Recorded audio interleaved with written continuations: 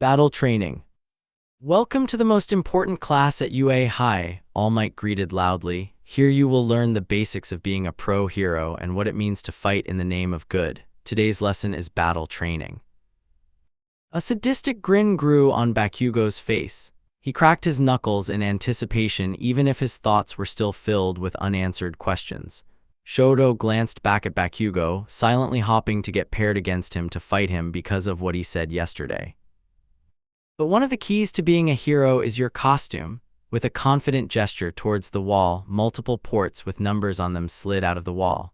These were made based on your quirk registration forms and the requests you sent in before school started. Get yourself suited up and meet me in training ground beta. Izuku silently chanted as he retrieves the case with his seat number on it. Yes, yes, yes. Tenya and Shodo grabbed their costumes before following after an excited Izuku that was sprinting to where the locker rooms were to change into his hero costume. Come on, Izuku shouted back at them. Tenya sighed as Shodo started to speed walk towards Izuku's direction. I can't wait to see what our costumes look like, Shodo said, fondly watching as Izuku charged ahead with the familiar excited expression on his face. I hope that my design doesn't end up looking boring compared to both of you. Ida paused for a moment before sending a good-natured smile towards his friend. I'm sure that whatever you had made will be great. Did you make your costume based on your brother's design? Shodo asked. Did you? Ida returned the question to him. Shodo gave him a look before refocusing his attention to the locker rooms they were approaching. He sighed, touché. Izuku passed by his other classmates, recognizing their faces with their new costumes on. He passed by Shinso, who had a mask on over the bottom half of his face. His costume was devoid of any color except black and a little bit of white in his mask. Izuku waved to him as he passed by, not missing the way Hitoshi's eyes widened in surprise. He passed by his class to aim for who he knew was Tenya. It was very obvious from the almost knight-based costume modeled after his older brother's costume. Ten-chan, Izuku called out happily to grab the attention of one of his oldest friends. Ah, Izuku, is that your hero costume? You are correct, Izuku smiled, spinning around to show off each part of his outfit. It was almost exactly like his sketch, and he could not be more happier with it. His visor covered the top half of his face like a version of Recovery Girls, but with the same blue color of Present Mike's headphones. The dark gray scarf around his shoulders was replicated after Uncle Eraserhead's capture scarf. His dark red belt matched the shade of his gloves. His shoes matched with his gloves because of the white texture on the glove's palm side that let him interact with technology effortlessly. He wore an almost all-black outfit that was made of a very flexible material. His top half was bigger on him than his bottom half, like what a hoodie might feel like, so he could fool his enemies into underestimating him, much like what Eraserhead's outfit does. And the top half of his outfit also had a dark gray hood like he requested that had ears that were designed after Nezu's ears. You look very heroic. And so do you. I almost thought that Uncle Tensei stopped at UA to help All Might with the battle training, Izuku commented. His eyes began to shine when he looked at the extra designs on Tenya's hero costume. Did you see Shodo on your way out? I have not seen him come out yet. No, I didn't, but I can't wait to see what he has. I'm here, did I miss anything? Hey Sho, whoa, Izuku paused, looking at his friend's hero costume. Shodo furrowed his brows. What? Your hero costume looks very good, Izuku told him simply as he analyzed the costume that Shodo was wearing. Oh. Shodo's outfit was a solid white jumpsuit that had an almost icy blue sheen to it. He had on black boots with laces that were the same blue that is in Taoya's hero costume. The white jumpsuit had silver around the neck's collar and light blue stitching. He had fingerless black gloves on his hands which had a snowflake and blue flame design on the corner. His belt was black which had red thread stitching. The compartments on his belt looked like it would hold first aid supplies or small weapons.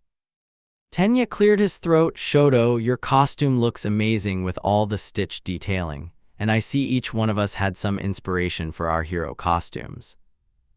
That is true, Shodo nodded, looking at each other their costumes to notice some kind of family-related inspiration on them.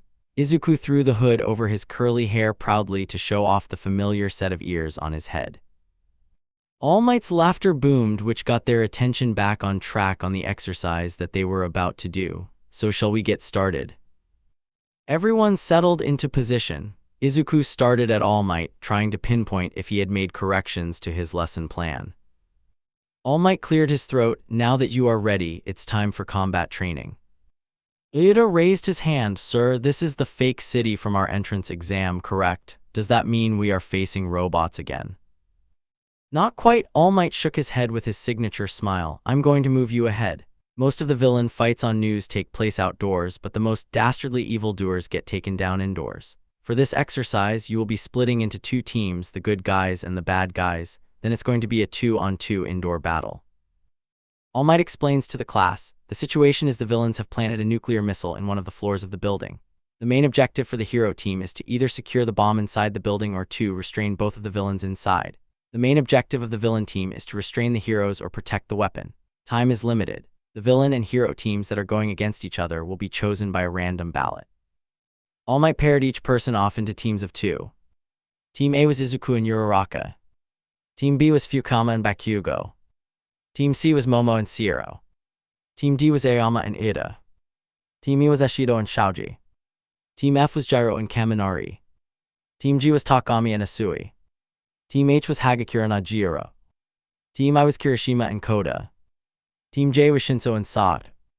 I am not excited about this, Shodo states simply, staring up at the screen. He didn't get a chance to fight against Bakugo because now he had to work with him. What kind of luck does he have? Bakugo didn't look that happy or angry either. He just stared at the screen and wondered, who the hell is that? Izuku's green eyes pierced into All Might so harshly that the pro hero could feel the judging gaze from his place at the front of the class. Now before we start, I want to set some ground rules. I have requested ectoplasm as another set of eyes that is closer to the building to help out. I don't want any of you to endanger your classmates. You can show off your quirks and powers as long as you don't cause any major injuries to your fellow peers. Keep in mind that even if that is just an exercise, you don't want to cause any unnecessary harm to your fellow peers, All Might explained. Both teams are provided time to set up in about 5 to 10 minutes, and both of the teams will have a special tape that is to restrain the opposite team. And with that, let's get started if there are no questions. All Might glanced to see Izuku nod at him. The pro hero breathed out a sigh of relief before returning his attention to the task at hand. He grabbed 2 ballots to see 2 letters printed on them. I declare the first team to be DNA, All Might announced. Izuku looked around to see Ida extend a hand to Aoyama, while Izuku's partner Uraraka came up to him with a warm smile. Are you ready, partner? Uraraka asked cheerfully. Izuku nodded with a calm smile. Ready as I'll ever be.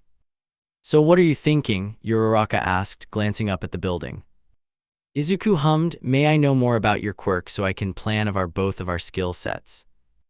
With my quirk, I can nullify the effects of gravity on solid objects by touch, and all I have to do to release the object is touch my fingers together, Uraraka explained, but I have a weight limit before I start getting nauseous. Okay, from what I know of Aoyama, his laser beams won't last that long because he will start having a stomach ache. But Ida is very fast, so it all depends on their strategy of either both of them protecting the bomb or one of them coming to try and apprehend us. If Ida comes to us, I want you to float us both up so he won't be able to get to us. Then I will distract him while you head for the bomb. I know more about him since we are friends, Izuku explained, gesturing with his hands about the plan. What happens if Aoyama tries to catch us? Uraraka asked. Do we use the float plan too? Izuku hummed, we will dodge his beams, capture him, and then go to the bomb's location. I don't believe we will need to float up to the ceiling to avoid his attacks if we are careful enough. I have a few tricks up my sleeve to slow them down if either of them surprises us. The battle training has begun, All Might's voice called out over the speakers. Izuku looked behind him to see ectoplasm not that far away from the building, so he can help if needed. Izuku motioned for Uraraka to follow him as they headed inside the building. Izuku asked quietly, may I ask why your costume is so tight? Is it because of the lightweight material to help not weigh you down when you float? I guess. I wasn't really specific about what I wanted it to look like or anything. I just wanted elements of my costume to help out with things like my nausea, like my wristbands. Uraraka explained, holding out her wrists to show off the puffy things around her wrists. I should have been more specific about it though. The costume is a little tight, but it's fine. So the wristbands help with the drawback of your quirk. You can always request for a chance from the support department if the tightness bothers you at all at any time, Izuku whispered, whipping his head around the end of the hallway to watch out for either member of the villain team to come at them. Okay, I don't see either of them yet. We need to hurry and go ahead with the plan. We need to start looking. And remember. Uraraka whispered back, we split up. Right, Izuku answered back softly. He froze when he heard the fast-paced footsteps of Iida approaching from a distance away. Foolish heroes, Iida's loud voice called out when he ran towards the two with the capture tape already in hand at full speed. Quickly, Izuku reacted fast since they did not have that much time until Iida reached them. Uraraka used her quirk to float both of them up. Izuku pushed her towards the ceiling while Iida ran full speed towards him. Go, go. Are you sure? Uraraka questioned her partner. Izuku waved her off as Iida started to form a new plan based on their height above him. Uraraka bounced off the walls using her shoes at least until she gets out of reach of Iida so she could start running to look for the bomb more quickly. Hahaha, you think you could outsmart me, hero? Iida asked, already beginning to mess with the capture rope into a makeshift lasso. No, I'm simply here to piss you off, my dear villain friend, Izuku replied dramatically, bouncing off the walls to position himself above Iida. Once Uraraka found a safe spot, he would fall just right where he needed to. Until then, he will have some fun while dodging Iida's attacks from up. Tell me where the bomb is, you evil fiend.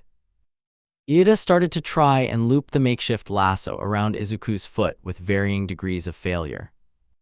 Psst, I like your villain impression, Izuku whispered down to his friend. Iida furrowed his brows for a moment to read his lips before mouthing the words, thank you.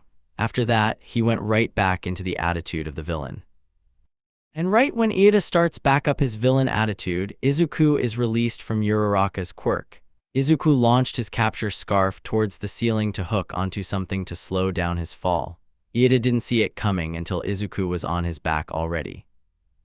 Tenya ran down the hall with Izuku on his back while hoping that Izuku would fall off. But his friend had other plans as he felt Izuku grip onto his shoulders. His friend urged his head with one arm while the other threw something ahead of Iida. Tenya tensed up before running right into whatever Izuku had thrown in front of him. Upon impact, the small compact squad had erupted into a sticky substance that prevented Iida from moving. Iida immediately started to shift his legs to try and get himself free from the substance, while Izuku wrapped his capture scarf around Tenya's arms. He was about to unroll the official capture tape when All Might called out that Uraraka had captured the bomb. Does anyone know who should be named MVP for this battle? All Might asked them. I have an answer, All Might Sensei, Yaoyorozu said with her hand raised to explain. I would like to say that Izuku-kun was the MVP in the battle exercise. Iida adapted the most to the context of the training. Aoyama was acting like a trusted villain partner even if he did fail towards the end by getting easily distracted, which led to the villain team losing. Izuku worked hard with his plan by working together with his partner for an efficient plan that led to tier victory. Uraraka was an excellent partner as well that followed the plan made and made sure her partner was okay. Excellent, All Might said. Uraraka had informed Izuku about how she captured the bomb so quickly. Aoyama and Iida hid things away from the room to prevent her from floating things, so she snuck in and floated herself to the ceiling. And while Aoyama was admiring his cape while staring towards the doorway, she captured the bomb. Uraraka complimented Iida on his villain impersonation she got to see a little of before she floated away, a sentiment that Yaoyorozu had shared as well. Yaoyorozu nodded, yes, your adaptation to the villain persona was well executed. I found it quite amusing to watch. When both girls walked away to hear All Might's next pair-up of teams, Shodo and Izuku looked back at their friend with matching smirks on their faces. Izuku wiggled his eyebrows teasingly. Ooh, what would Tensei say? I know both of you are exaggerating this to tease me, Iida remarked with an unimpressed expression, and I dislike it. Look likes you are a lady killer already, Shodo joked. When are you going to start planning the marriage? Oh really, is that how we are doing this? Tenya asked while Shodo grinned mischievously at him. Okay then, Shodo-kun, what exactly were you referring to when you said something about the topic of spider rings? Shodo's grin dropped in an instant, frantically looking for a distraction.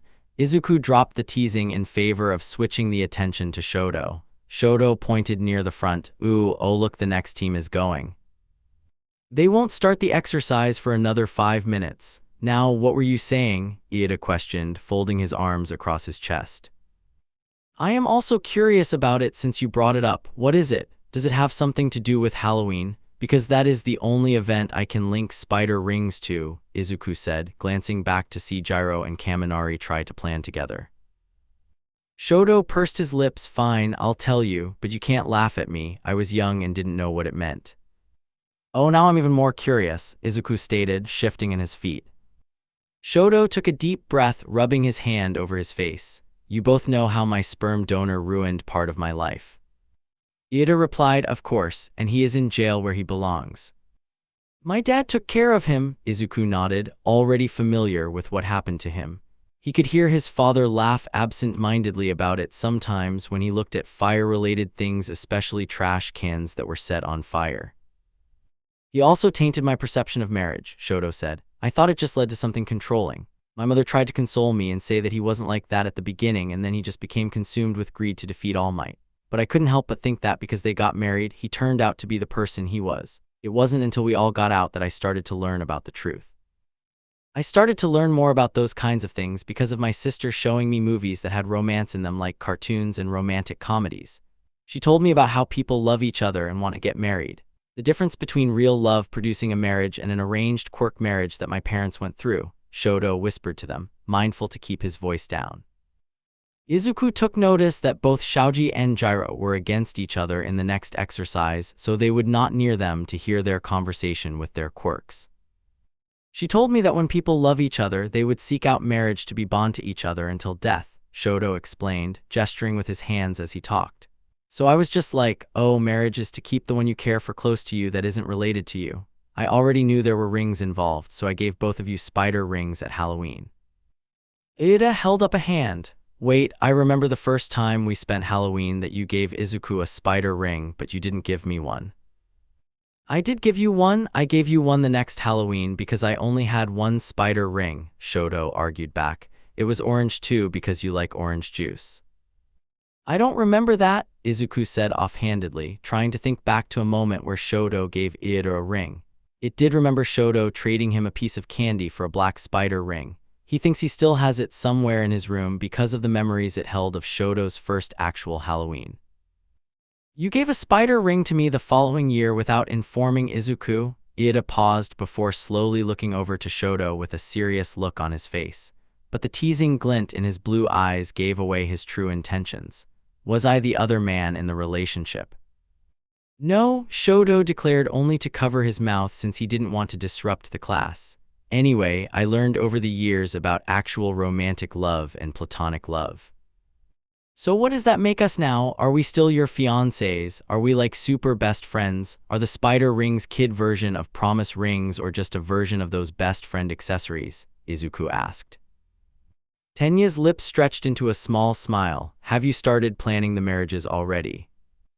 Shodo groaned right as All Might started the next match. Battle training continues. The next round had Team B as the villains and Team G as the heroes. So while Takami and Asui formed a plan outside, Shodo looked towards Bakugo, who was impatiently waiting for the exercise to start. Shodo turned around to look at the big fake bomb. He looked around the room to investigate the room further to make sure he could form a plan around the environment. He could have just frozen the whole building as soon as the exercise started, but he wanted to try to do it through teamwork since Asui would be very affected by the change of temperature. Well, it was time to just bite the bullet and talk to his exercise partner. Shodo, hey Bakugo. What? Bakugo barely even glanced at him. Are you even going to bother looking me in the eye? Bakugo answered him by turning around to glare directly at him. Great participation there, buddy. Do you have any sort of plan for this, or can we work on one together? There isn't much time before the others come. You don't have to worry about anything half and half. I'm going to win this without your help. That is absolutely ridiculous, Shodo said. Maybe he never worked together on a group project. Maybe he just doesn't know how this works, Shodo thought to himself. He continued to explain more clearly to the other, this is a team exercise. You can't win the exercise on your own unless you weren't paired with anyone. Bakugo ignored his words as he turned his attention back towards the door. He started to flex his hands and crack his knuckles in preparation for the incoming battle. Shodo forced the urge to roll his eyes at how stubborn the other was acting. Hey, half and half. Shodo breathed through his nose. I have a name, Bakugo-kun. Whatever, Bakugo tussed, you know Deku, right? Who? Shoto's eyebrows pinched together in confusion. That green-haired idiot, the one that was holding you back yesterday, him. Deku. Someone useless, worthless. Another way to read the kanji of Izuku's name. The first time he had heard the name Deku was when they were all 12. Izuku decided to meet the two of them halfway from the train station after they finished the day at their middle school. They had planned to visit a new ice cream shop that was experimenting with brand new flavors, which included tea. Izuku wanted to get a pint for his father, and Shodo could keep it frozen until they made it back to UA. And so there they were with Fukuyama and Iida wearing their respective middle school uniforms, while Izuku was just wearing his regular attire. While they were in their Sama uniforms, he had on a pair of light blue jeans and a simple white shirt. Izuku had on a bucket hat that Snipe had given him as a gift. He had 4 buttons on it that showed off pro heroes like Present Mike, Ingenium, Midnight, and All Might. He had said once in Force he switched them out each time he wears the bucket hat to make sure everyone was included because he felt bad if he didn't. Snipe also gave him a cowboy hat, but he didn't wear that one as much. While they walked, Shodo was telling them about a story he had heard retold over dinner the nights before. Taoya had come home to visit for dinner, which made Natsuo bring up the fact that his hero name was Dabai. Natsuo was tired since the medical program is really working him hard, but he kept saying about how Dabai was so edgy, Shodo started, and then Taoya told us why he chose it. Iida hummed, is it because it means cremation? It works well to describe his power. Well, yes and no. He did come up with Dabai because it meant cremation, but he thought of it way before he even wanted to become a hero again, Shodo said, kicking over a small rock on the sidewalk. He told us that he originally chose that name to rename himself when he was in a bad state of mind. It was before Endeavor was taken care of. He wanted to reclaim the name as something good. That's why he's known as the Rising Ashes hero Dabai. It's a reference to the ashes of the phoenix. Like a new beginning. That's a beautiful story for his hero name origin. Izuku softly nodded his head. They continued to talk mindlessly about what the two were doing at school and what Izuku learned that day. Eventually, they reached the ice cream shop and began to look at the overhead menu to see what they could get. I think I will get my dad something, Izuku mumbled, looking up at what he could potentially get. Maybe get a small pint to go and Shodo can freeze it so it doesn't melt while they are on the way back. Would you like anything here? Izuku glanced down at the flavors shown through the glass. There are matcha flavor and one that has more of a black tea flavor. I feel like he would like those, and I'll get the cotton candy flavor and vanilla. I think I'll get the pineapple and orange flavor in a milkshake, Iida said as he looked up at the menu. What about you, Shodo?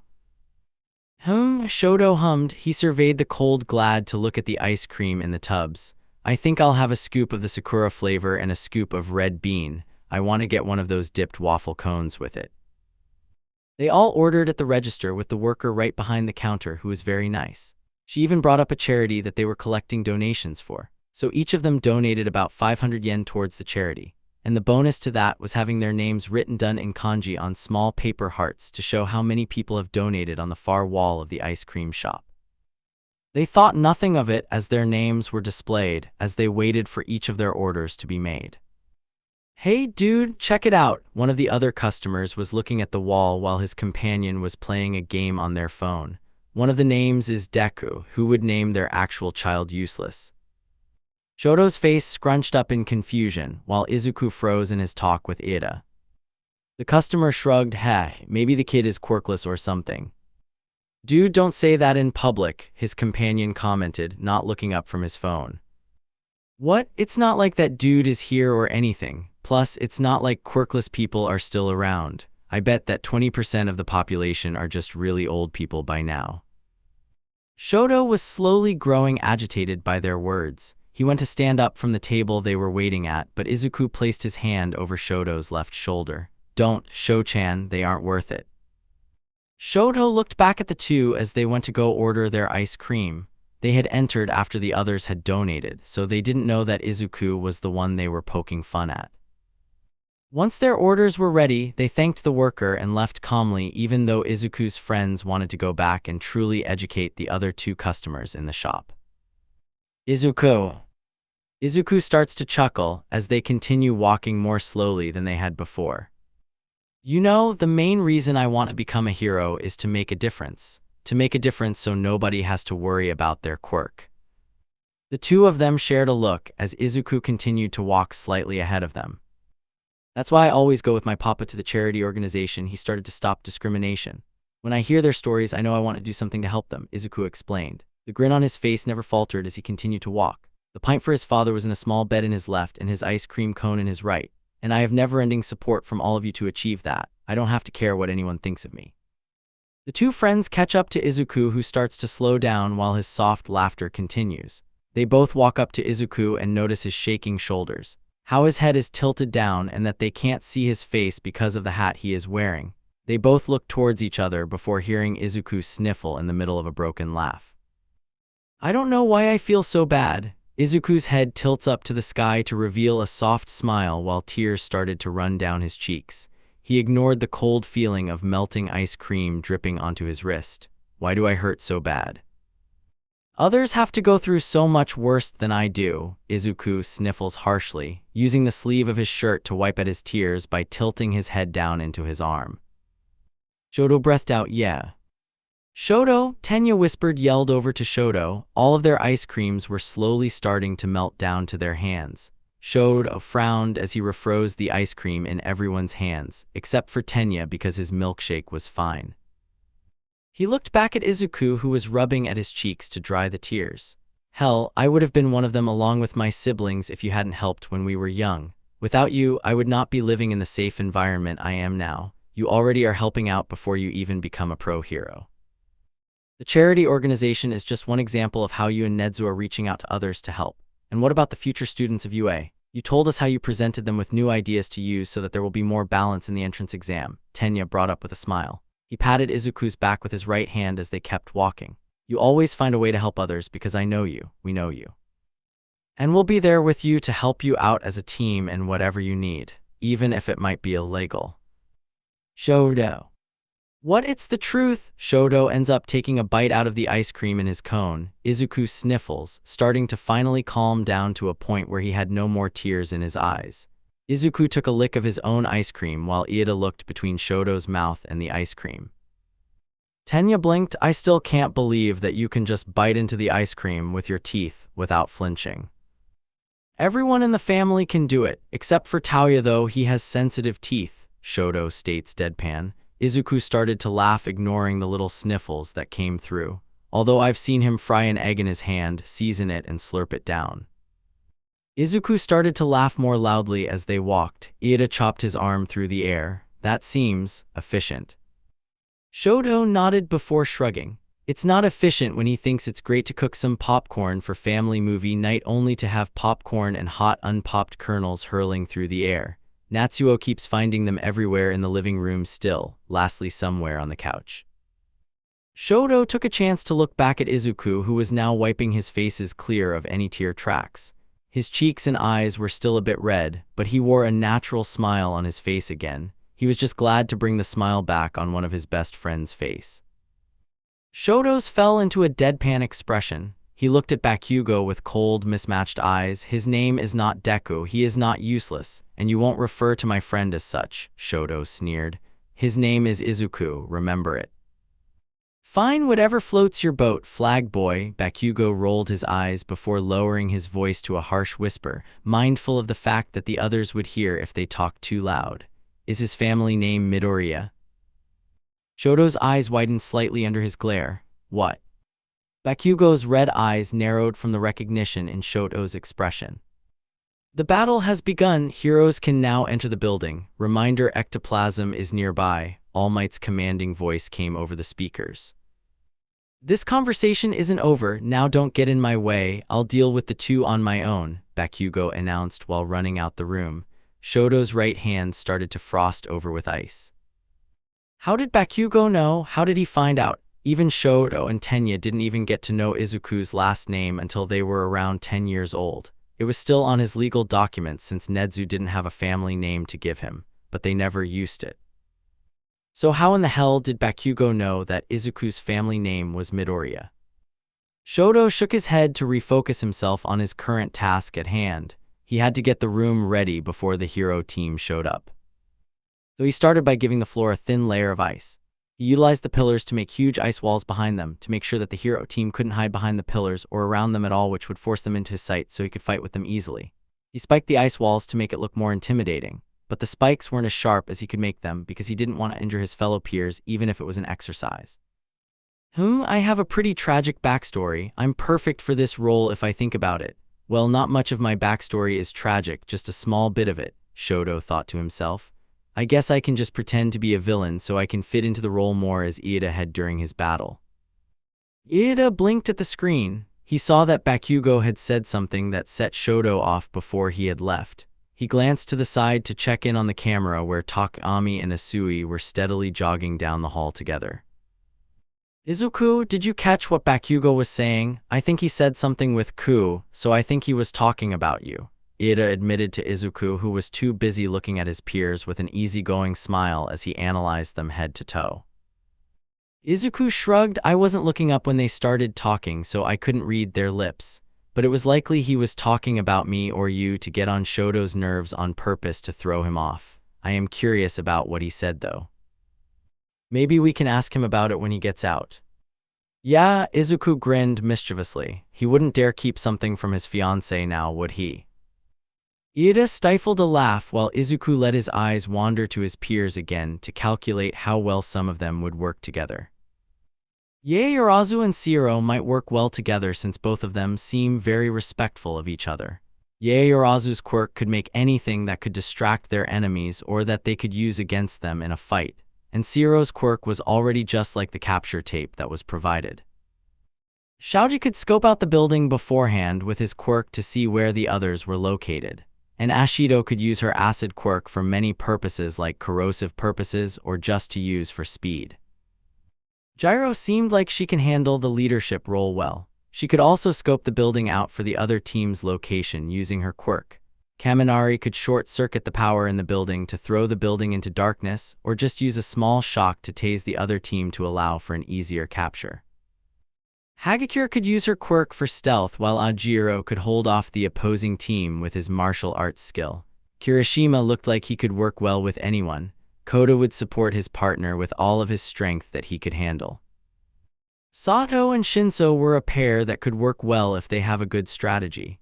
Shinso could guard the bomb and successfully capture the team when they answer a simple question, and Sato would fight well against the other team using his strength. Izuku turned to Iida's leaning against him. I wonder how our dear fiancé will do. Ajiro turned around slowly, blinking fast in bewilderment and confusion. I'm sorry, but did you say? Oh, my apologies, it is an inside joke between friends, Izuku answered. Sorry for the confusion. Ajiro nodded before turning around again to pay attention to the screen as Bakugo was slowly coming towards the location Asui and Takami were.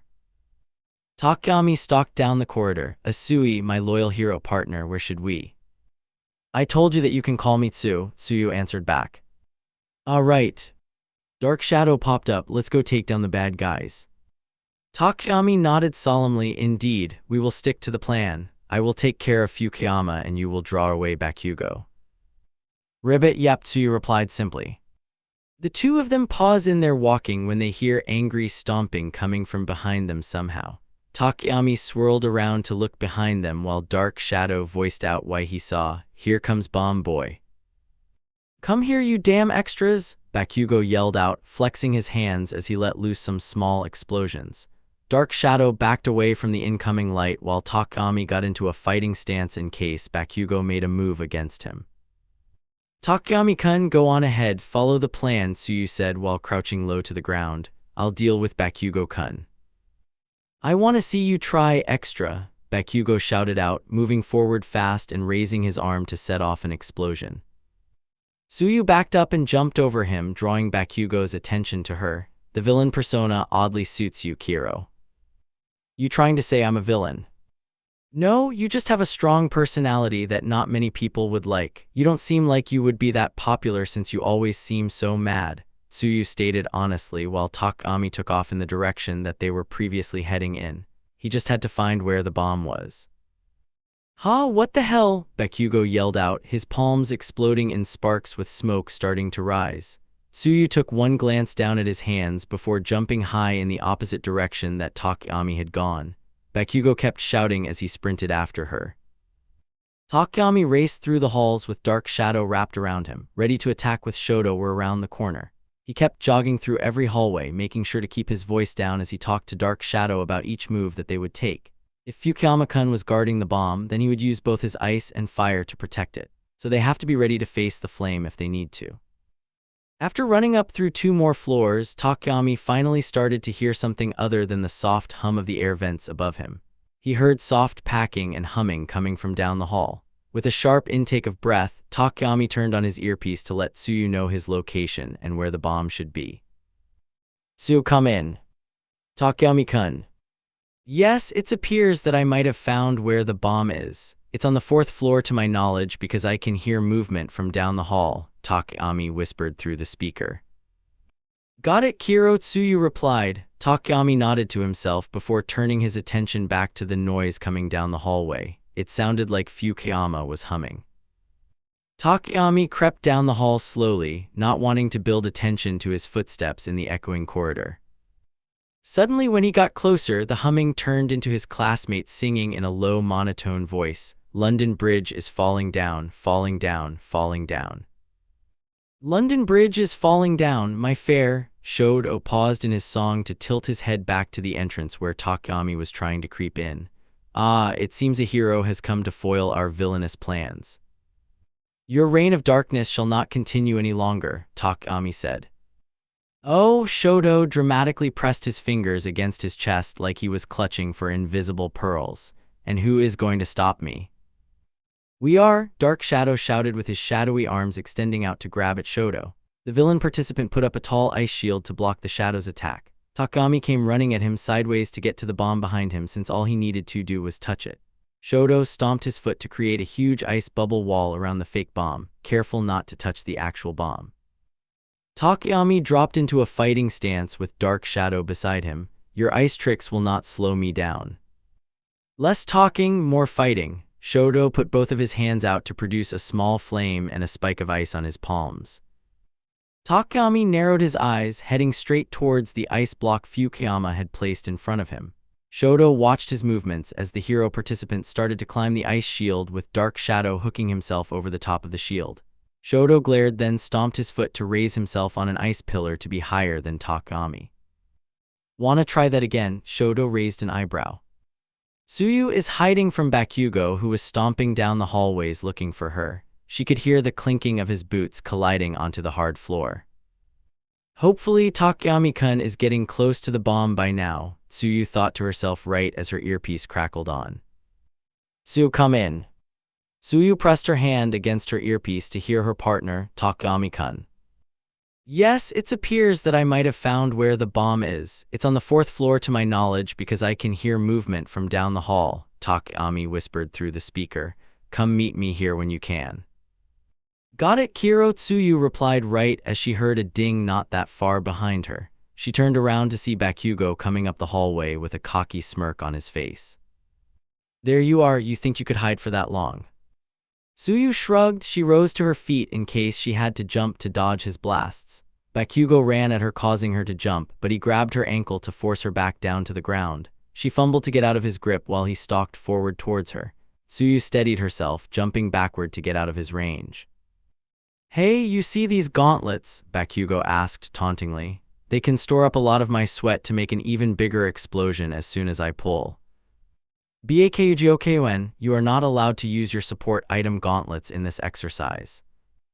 According to the support item sheet that Ectoplasm had given me, it shows that your gauntlet will create too big of an explosion which might make the entire building go into jeopardy of collapsing. So refrain from using such a big explosion or else you are disqualified from the exercise and the win will immediately go to the hero team. All Might's voice explained from over the giant speakers. Bakugo sneered as he pulled his hands back from creating the huge explosion. "It wasn't like I was going to do it. The frog extra probably couldn't dodge in time to not get hurt from the blast," Bakugo thought to himself right as Tsuyu took the opportunity of his reprimand from All Might to take off running towards the 4th floor where Takayami should be. Bakugo ran right after her with explosions to propel him. Tsuyu hopped from wall to wall quickly with Bakugo gaining right behind her. Meanwhile, Shodo and Takami were still fighting. Shodo ended up melting multiple pillars and ice shields except the one surrounding the bomb. Takami was getting cold from the way he was shivering, so his movements were getting slower. With one last move, Shodo had finally frozen his legs to the floor. Dark Shadow tried to drip away at the ice quickly until Shodo wrapped Takami's torso in the capture tape. One member from the hero team has been captured, All Might announced. Shodo breathed out, melting some of the major ice walls surrounding him just a little since Bakugo should be dealing with the other hero team member by now. "Get back here!" Bakugo yelled out not too far away from where Shodo was standing. He turned around to see a flash of green jumping right for him. Well, not for him, but directly towards where the bomb is. He immediately put up another ice-spiked shield to intercept their jump. Fukuyama turned around to see his explosive partner coming through the entrance to the room. With a quick decision to end this fight fast, Shodo continued to freeze the ice shield so it wrapped around Asui. "Villain team wins," All Might shouted over the speakers while Bakugo's hands smoked. Shodo quickly got to work melt the ice around Asui, while Bakugo just exploded the ice, trapping Takami to the floor more on accident than actually helping the other classmate out. The explosive blonde left the room while Shodo checked over Asui to make sure she was okay. "Just call me Tsu." Tsuyu shivered slightly, "and I'm fine, no need to worry." "Oh, okay, in return you may call me Shodo if you would like," Shodo replied honestly. He still kept his left hand warm as he walked with her back to make sure she was fine. Takami walked on his right with Dark Shadow talking most of the time on the way back. After Team B had won, Shodo was rewarded with the MVP of the exercise because of the multiple things he had done during it. Bakugo looked conflicted since he had won, but he didn't win on his own at all. It was more like he only won because Shodo had dealt with capturing both of the heroes. He leaned against the far wall as the rest of the matches continued. After that, the rest of the teams paired up together. Shinso and Sato went up against Kaminari and Gyro. Shinso and Sato were winning as the villain team until everything seemed to crumble. Gyro had gained the upper hand against Sato while Kaminari fought against Shinso. Kaminari had fallen for a pickup line trick from Shinso, which caused him to fall under his control. But Kaminari had accidentally shocked himself out of it when a pebble-sized piece of the ceiling above them fell on his arm when Gyro used her speaker move against Sato. He snapped out of Shinso's control and started to flirt with him using pickup lines even worse than the one that Shinso had used. Shinso and Sati ended up losing since Kaminari fought with Shinso long enough to push him backward until he could reach the bomb. So close that Kaminari attempted to pin Shinso to the bomb, but it wasn't as intimidating since the blonde was shorter than him. Hagakure and Ajiro fought against Kirishima and Koda. Koda had distracted the villains by calling on the birds to sing outside the window.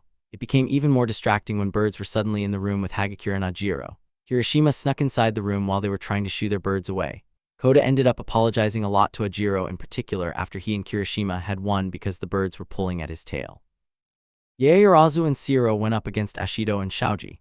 Yaoyorozu's team had won because of a series of events. Ashido skated ahead of Shoji and landed right into Shiro's tape since she couldn't avoid it in time. Shiro ended up capturing Mina right away while she pouted. Yaoyorozu had a capture net aimed through the web of tail that slowed Shoji down enough to make it easier for Shiro to tape him up. When everything was starting to wrap up, Izuku sneaked a glance at All Might, who looked like he was proud of himself, and he had to give it to him because he did a pretty good job. "Izuku, I think Bakugo is up to something." "What do you mean? Does it have to do with the battle exercise?" "How much did you see? Did you hear what he said?" "No, I didn't hear anything that he said, and I wasn't paying attention to the screen to read his lips." "Why, did he say something bad to you?" Shodo looked around them only to see that everyone was slowly moving out of the room to go back to class. Izuku waved on All Might to walk ahead of them when the pro hero stopped mid-step to check on why they weren't moving. All three of them exited the room after All Might, with Iida walking behind them, while Shodo began to retell them what happened during the exercise. Once they made it back to the classroom, most of their peers were talking about how well everyone did in the exercises. Shinso was preparing his stuff to leave early to get to his extra lessons with Aizawa.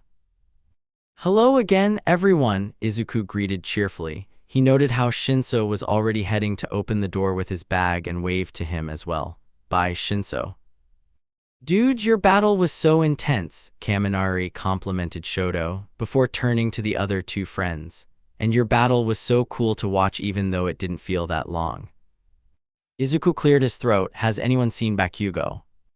Oh, he left a few minutes ago. He wanted to leave early after going to visit Recovery Girl. Perfect, thanks for telling me, Kaminari-kun. I need to go talk with him about something important. Izuku smiled gratefully to him.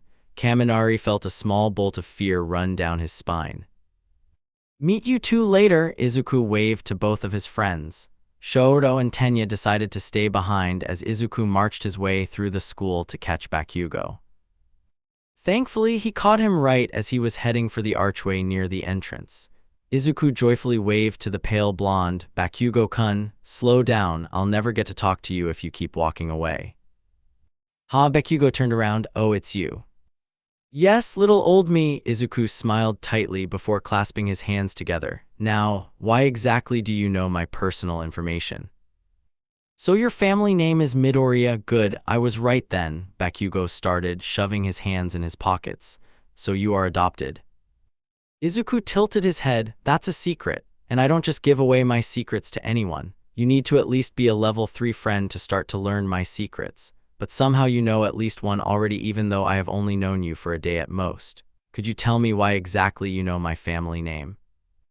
Bakugo scowled at him and tusked, my old hag was friends with your mom. The only reason I found out was because of the stories she told me. I put 2 and 2 together.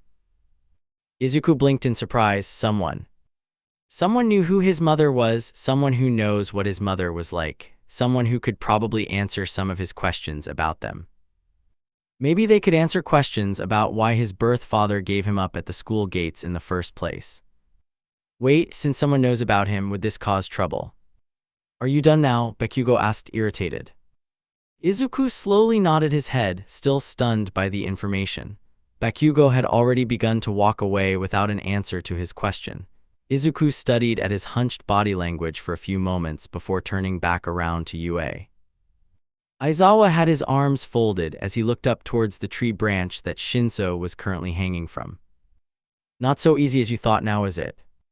Shinso glared at him through the scarf web that he was being held up by. His glare wasn't at all intimidating. It didn't help that he was slowly swaying from the branch in an awkward position. But you are lucky, my nephew did just a bit worse than you did on his first try, Aizawa stated offhandedly as he retrieved his phone from his sweatpants pocket. Wait, really? Shinso replied at first, astonished that not only has someone attempted to use the capture scarf before, but also he was slightly better at it his first time. But the next bit of information hit him like a bullet train. Hold on a minute, you have a nephew. Aizawa held up his phone and took a picture of his student looking disgruntled in the capture scarf around him. He was putting that picture in the folder with Izuku trying out the capture scarf for the first few times. If you want to believe everything I say, then yes. Aizawa started to dislodge the capture scarf around him, but as Shinso went to ask him about what he meant by that, he saw a familiar head of green hair walk by the training grounds. He did a double take as he realized that the boy with green hair was so far away, but he looked like Izuku. But why would Izuku be chatting so easily with the principal? The sudden rush of questions to his head was interrupted abruptly when he fell to the soft grass below him because Aizawa unwrapped the capture scarf from the branch. Ow, that hurt. You'll get used to it, Aizawa shrugged, eventually. Damn, that was a big chapter to write. I was thinking of adding other socials here, but I have no idea if people want them. Like I have a Tumblr and a Discord. And I made a TikTok account that I am debating on using, so let me know if any one of you want that info. Class representative and break-in. Izuku had no idea that the media would catch on this fast about All Might working at UA. Nezu had dropped him off with Shodo a good walking distance from the entrance gate to not draw attention. Because Nezu wanted to see how long that they could keep the secret of Izuku being his son. Nezu had warned them before he drove off to the teacher's parking lot about how there was a chance that there would be some reporters near the gate, but he didn't expect so many of them to be there. And when they noticed how the two were in school uniforms, they immediately rushed them to ask multiple questions about All Might. Their response? To ignore them and keep walking through the gate. Izuku wanted to say something to ask how exactly they got that information or inform them about rules against questioning minors or if they got permission to be that close to the entrance gate. Shodo dragged him by his wrist sleeve to gently move him through the crowd without drawing too much unwanted attention to them. When a reporter woman tried to drag them back to answer, Aizawa met her eyes with a glare and said that they all needed to step back and stop disturbing his students. And like always, Ida showed up first before the other students and sat patiently in his desk. He would be the earliest student no matter what school he went to. Ida looked up when the large door opened to find Shodo dragging Izuku in the classroom by his elbow. "I caught him," Shodo announced. He held out Izuku by his shoulders like he was presenting his prize that he won at a fair. Izuku had his arms crossed like he was a child being scolded. Ida looked to Izuku before looking at Shodo. "Pardon. I was trying to take the vents to surprise you," Izuku said, "but Sho-chan stopped me before I could that." Shodo dropped his hands from Izuku's shoulders. Shodo raised both of his eyebrows. "How could I not? We arrived at the same time and dealt with all those reporters, and the look over there trick only works a limited amount of times." The media, they were quite difficult to get around. Thankfully, I showed up when they were only starting to crowd around the entrance gate. I did give them a short statement when they had asked about All Might being our new teacher, Ida recounted. "What did you say?" "Well, I thought it was wise to just say no comment. I originally wanted to praise All Might for his work as our teacher so far, but it would be wiser to conceal as much since he does attract a lot of attention," Ida said. Izuku found his seat while Shodo occupied his own desk near the back of the classroom. Shodo started to summarize their own experience with the reporters outside to Ida, who was listening. "Hey, Sho-chan, Ten-chan," Izuku called out to his friends. "I had some ideas the other day when I was designing some stuff to add to my costume." Ida asked loudly from the other side of the room, "You are adding more things to your costume, but you have just received your costume yesterday." "Relax, Ten-chan, these additions are just ideas for the future. I'm not even sure about adding them yet," Izuku responded. Ida paused with his arm in mid-chop motion. "Plus, I have more ideas about the two of you than I do for me." Ida's chopping went still. "Addition ideas." "Yes, starting with Shodo, I would just put more of a protection armor on his costume to make it more protective," Izuku said as his thoughts continued to run miles around his mind. "The insulation is already there, so there should be no changes in that design at all. I have ideas about support items you can use. They had this idea for grenades, so I was wondering about making something like that for you to use, like spontaneous freezing bomb or a fire-starting bomb. They could be like different bombs that allows you to use more power behind your ice and fire. Like certain gases or liquids inside. I'm not sure what to use inside yet. I might have to talk about Uncle Power Loader about the science of it." "What kind of ideas do you have for yourself?" Shodo asked. "Well, I was thinking of a different material for my hero costume," Izuku hummed as he gestured to his school uniform. "Like somewhere in the middle of form-fitting and comfortable to make it easy for me to move. And I have just general ideas for support gear, like adding my jetpack to my hero design. Nothing really big for me yet since I was more focused on both of you." "You can do a jumpsuit like me. We could match," Shodo commented. "And for Tenya, I was thinking some support gear that can basically propel you more. I was imagining something like mobility gear that could help you use the engines in your legs to redirect the direction to maybe help you go upwards like a rocket. Possibly. Or something that you could work as a harpoon gun to swing you while you use your quirk. I have a vision in my head," Izuku muttered as he wrote down in his notebook. He had little designs of the before designs of his friends on both pages. "Your costume might need some insulation in some way since you are wearing a more armored design through the summer and winter. I don't want you to be walking around in your own personal sauna when you could have something to keep you either warmer or cooler in the inside of the armor suit. Or possibly make it more aerodynamic, if that is possible, while still being protective." Ida blinked before smiling genuinely at his old friend. "Not a day goes by that I am not impressed by your ability to come up with these ideas." Eventually, the classroom was gradually filled with their fellow classmates who were talking excitedly amongst themselves. Ashido was expressing to Hagakure that she was currently trying to memorize a new dance from a video she saw online. Kaminari and Siro were talking about Mount Lady. Uraraka was absent-mindedly talking about how she talked to a reporter about how buff All Might was. The door cracked open to reveal a tired-looking Aizawa with his signature yellow sleeping bag under his arm. He walked over to his desk with a tired scowl on his face. "Let's get down to business." "To defeat the Huns," Kaminari whispered from his desk, earning a look of respect from Siro. Today I will have all of you decide on a class representative, Aizawa announced. Kirishima, Kaminari, Jiro, Aoyama, and Ashido started to raise their hands and yell out how they wanted to be the class representative. Hold on, everyone, Iida interrupted the rush of hands and shouts. The class representative is a job with the serious responsibility of leading others. It is not a job for just anyone who wants to do it. If we want to choose a leader, then we should all hold an election to choose one that will fit the leadership role. If that's the case, then would everyone just vote for themselves? Kirishima questioned. Iida pushed his glasses up his nose. That is precisely why whoever receives the most votes will be truly considered by their peers to be the most suitable candidate. And with that, everyone in the class submitted their votes. Iida Tenya, 4. Yaoyorozu Momo, 3. Izuku, 2.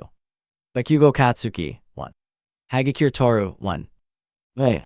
All right, class, Aizawa announced, causing people to jump since they didn't that he had woken up from his small nap.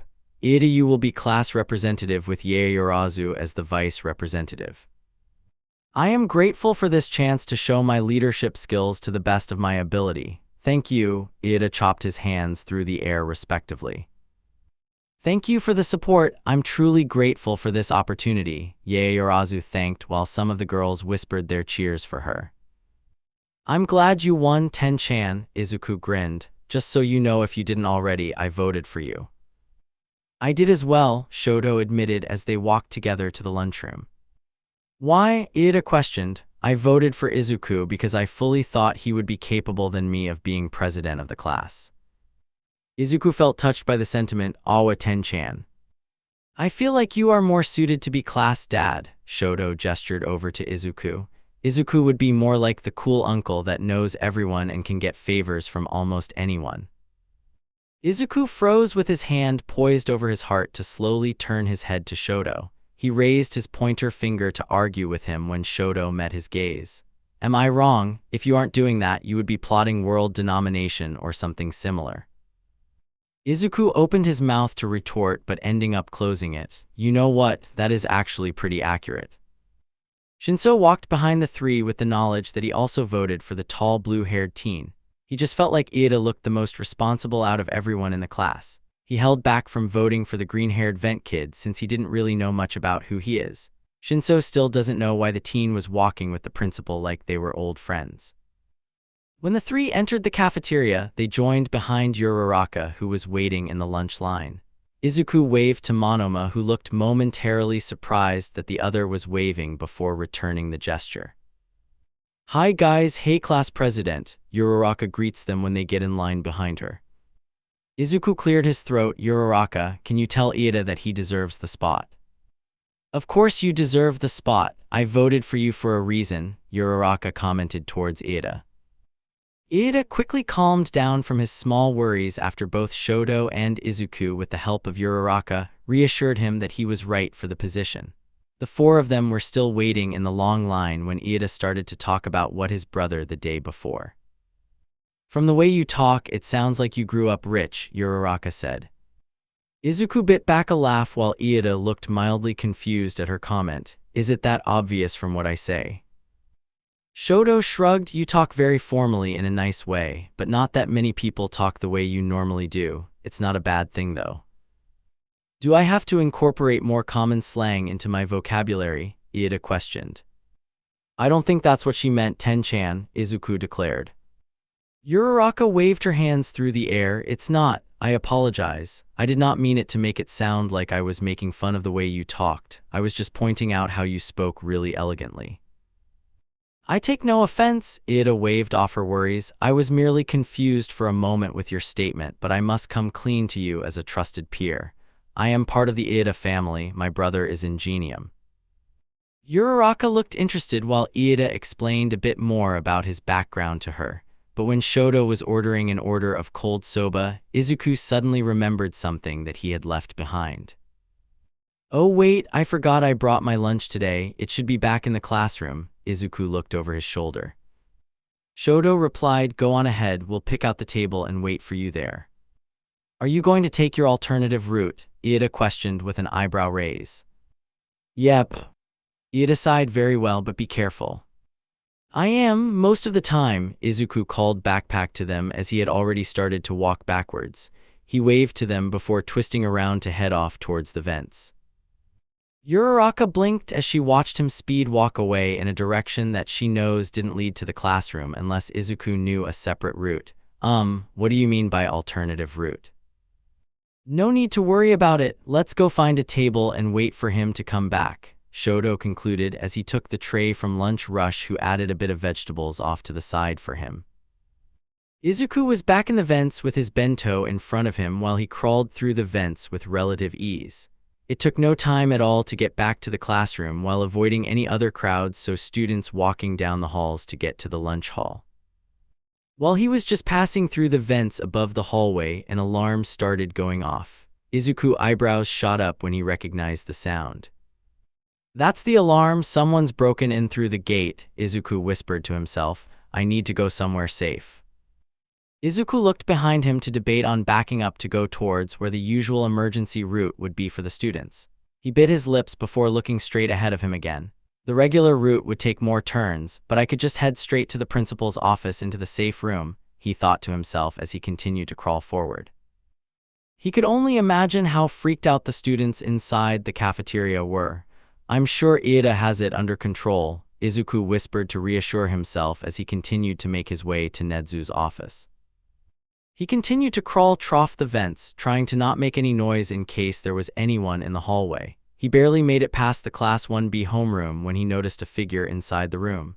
Against better judgment, he paused to look out through the grate to see if Vlad King was in there still. But it wasn't him. There was a tall figure wearing a dark hoodie while picking up a piece of paper between two fingers. He crumpled the paper quickly before stuffing it into his hoodie pocket. Izuku held his breath as the figure continued towards the windows before they stopped. Izuku froze when red eyes locked with vent gate that he was looking through. The figure's eyes looked out at the hall, turning back around. Izuku watched silently as the figure disappeared into the floor with no one else noticing. No one else but him. Izuku jumped straight into action by rushing to his father's office.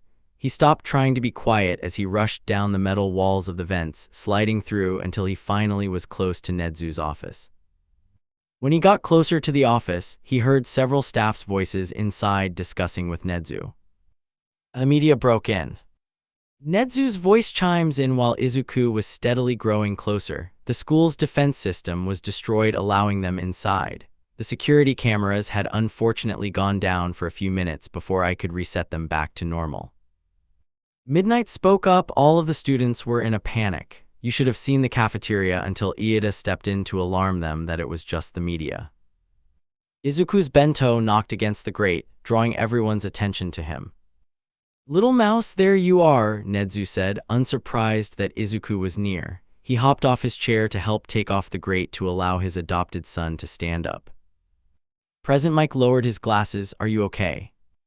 What do you mean the media broke in? Izuku asked with a confused look on his face. The gate was destroyed and the media swarmed inside, Midnight informed him.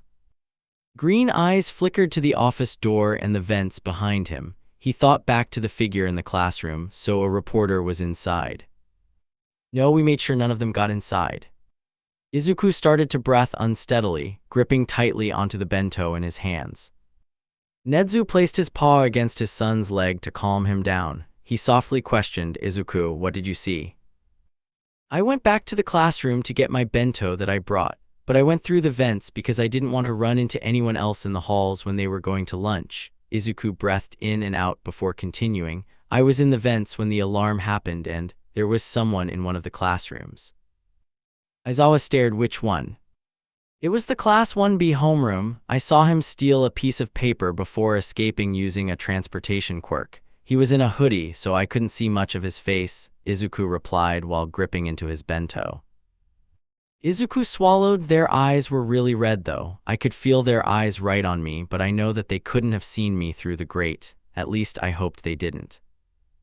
Aizawa and President Mike locked eyes before both of them headed out the office doors to go check on what might be missing from the Class 1B classroom.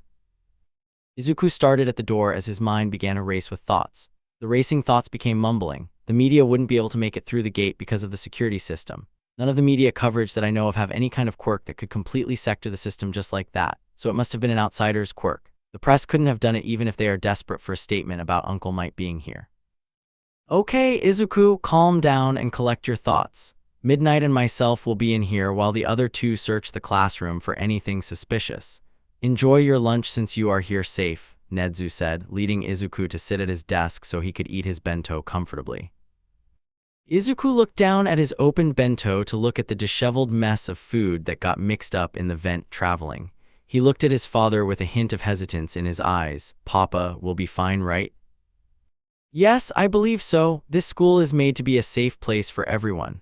After today, the school defense system will be upgraded so nothing like this could happen again, Nezu responded calmly. Midnight ruffled Izuku's hair to calm down his nerves until he finally started to eat his lunch. Shinso sighed as he rested his forehead against the bark of the tree he had previously been tied up in with the capture weapon the other day. He was catching his breath after an intense cardio workout that Eraserhead made him do that day. Out of nowhere, Shinso's purple gaze was fixed into familiar green ones. Izuku waved at him upside down. Hi there, Shinso-kun.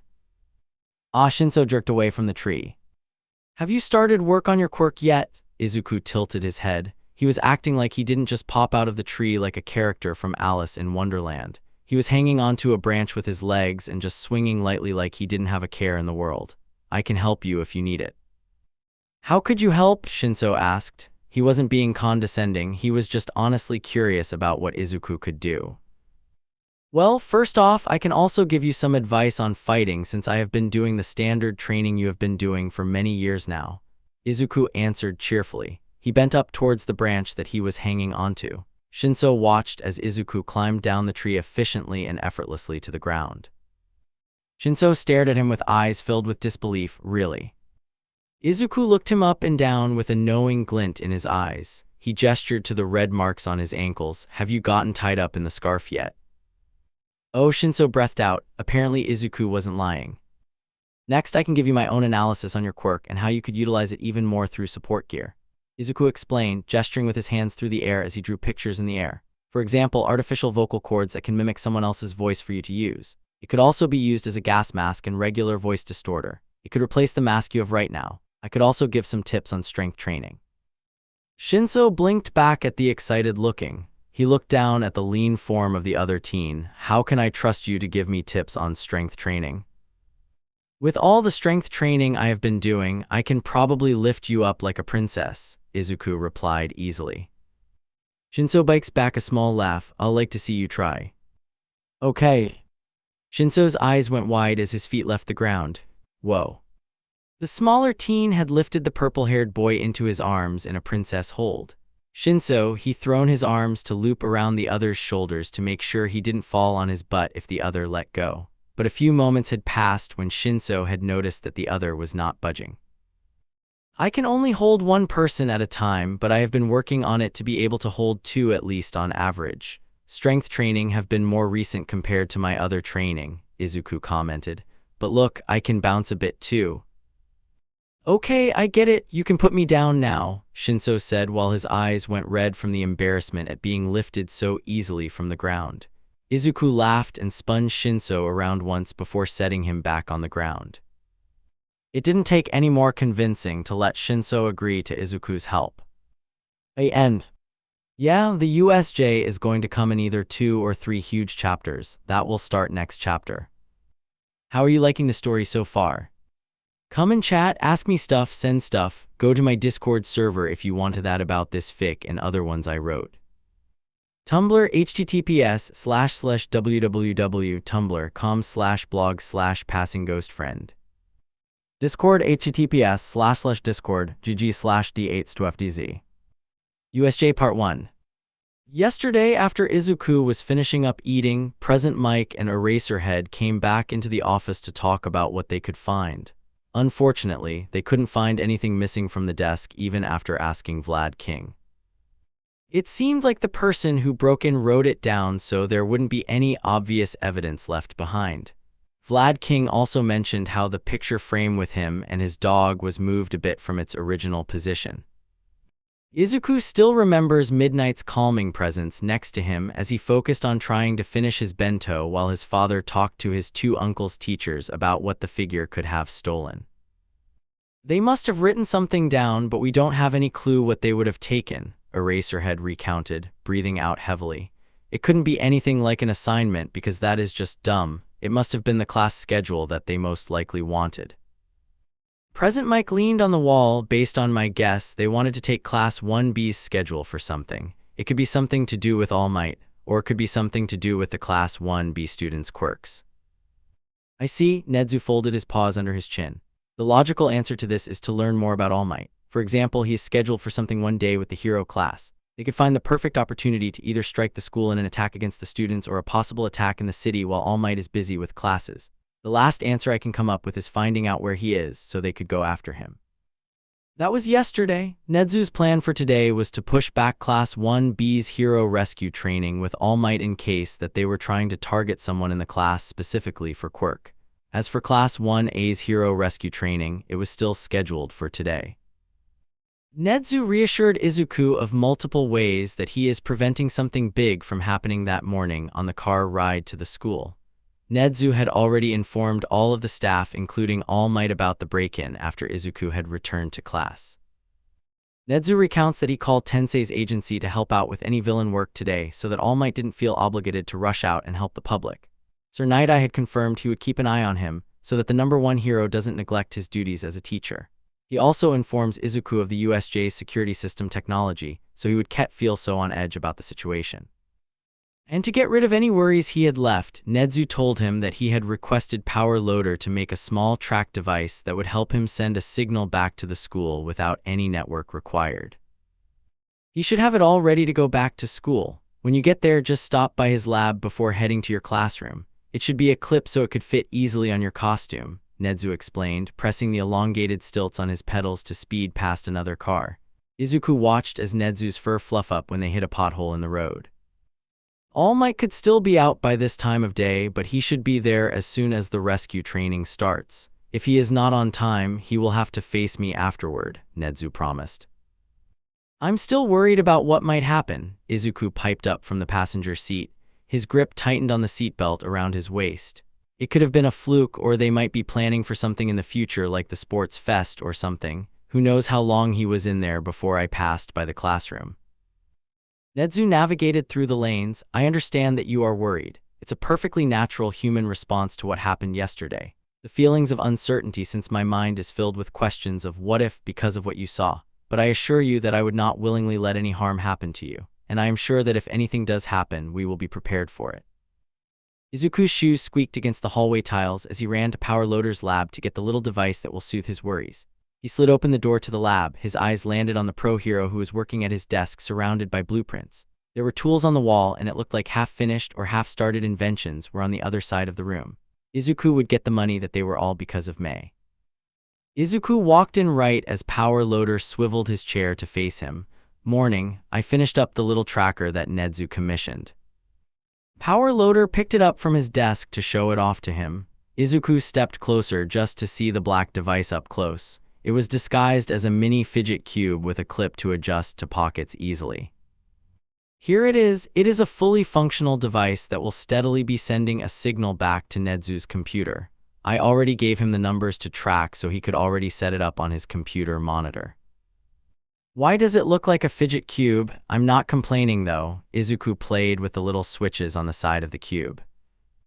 Oh, that is just to make it functional for another use, Power Loader explained, his hands gesturing over a small blueprint for the cube device. It's supposed to make the device look like it could blend in. No one would suspect a small little fidget cube to be a tracking device, like a laser disguised as a keychain or pen. Also, the fidget cube provides a protective covering for the device itself. Izuku dropped the tracker device into his uniform coat pocket with a smile. Thanks, Uncle Loader. No problem, kid. If you need anything, I gotcha covered. If your jetpack needs an upgrade, just give me a heads up, Power Loader grinned, pointing his thumb towards himself. Woo, I got more materials from the junkyard. Time for baby making. Power Loader groaned right as Izuku swirled around to greet his new friend with a warm greeting. Hello, Haestum-chan. Ooh, Granny, May greeted with excitement shining in her eyes. Just the boy I wanted to see. Run while you can, kid. Izuku exaggerated a gasp while Mei dug her hands through her previous inventions on the other side of the room. I would never. Mei turned back around with smaller inventions piled up in her arms. There were a few grenades-showed-looking inventions with a symbol on each of them. Mei pointed to each of them and gave them a short explanation of each. The ones with the fire are minor explosives that pack more of a punch than actual fire. The ones with the green color are meant to be more slime-related to make opponents slip up, and the yellow-colored one are made to get them stuck together like glue. Izuku's eyes parked as he examined the inventions in his arms. I can't believe you made these so fast. I had these bobbies for a while. Mei stuffed it all into his arms. When you use them, mind giving me some feedback on how they functioned? Mei, you can't just, Power Loader tried to interject. Izuku's grin grew on his face, clutching the grenade objects closer to him. I would love to. See you later, Uncle Loader. See you later, kid. Power Loader turns to face the piercing stare of Mei's yellow eyes directed at him. He cautiously looked behind him by swiveling his chair around only to find nothing but the wall. He turned back to face Mei with a questioning look on his face. What? Uncle Loader? Mei asked, her eyes glancing back towards the door Izuku just went through. Green Curly Bean just called you Uncle Loader. Power Loader was grateful his hero costume covered like 80% of his face, or else Mei would be able to see the expression on his face more clearly. Huh, I didn't even notice. Must have just been a slip of the tongue kind of thing. Mei continued to give him a strange look before ultimately deciding to focus her attention on working on her new baby plans. She knew that her new friend was going to love them. Shit, I think I forgot to make it waterproof, Power Loader muttered, looking through the small blueprints again for the device. It should be waterproof. It says right here with the coating on the cube. Yeah, shatterproof and waterproof. He should be okay with that. Izuku ran through the doorway as his life depended on it, launching himself towards his assigned seat behind Hagakure. A few students glanced at him, wondering what he was running from and what the hell he was carrying when Aizawa came through the doorway. To most of the class, he just looked as tired as before.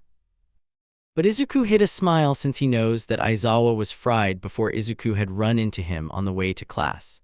Izuku met his eyes coming back from Power Loader's lab and made a run for it towards the class so he wouldn't be late.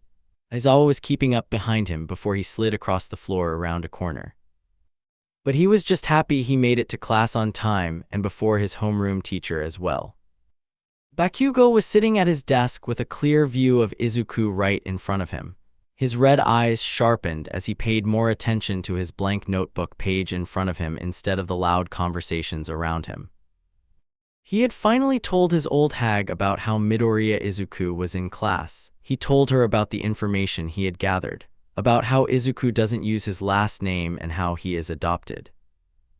She breathed a sigh of relief when he finally described Izuku's condition to her after she kept bugging him about it, about how Izuku had friends that were annoying as hell and how he looked happy. The old hag wanted to meet him as soon as possible, but she also wanted to meet Izuku's adopted parents as well.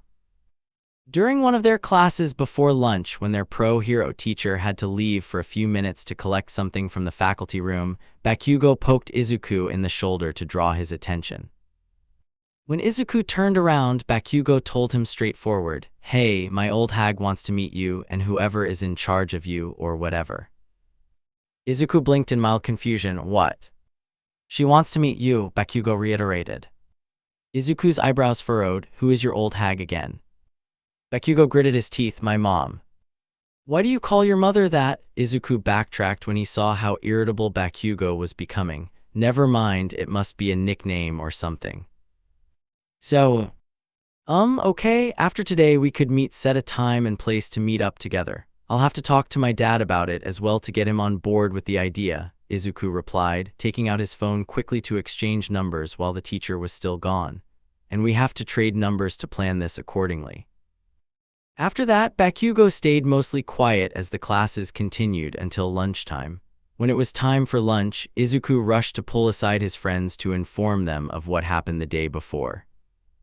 He did say that he was in the vents when the alarm went off and traveled to the principal's office to be safe, but he left out the detail of the figure he saw. So before they went to get food, he told them about what he saw and what he was worried about.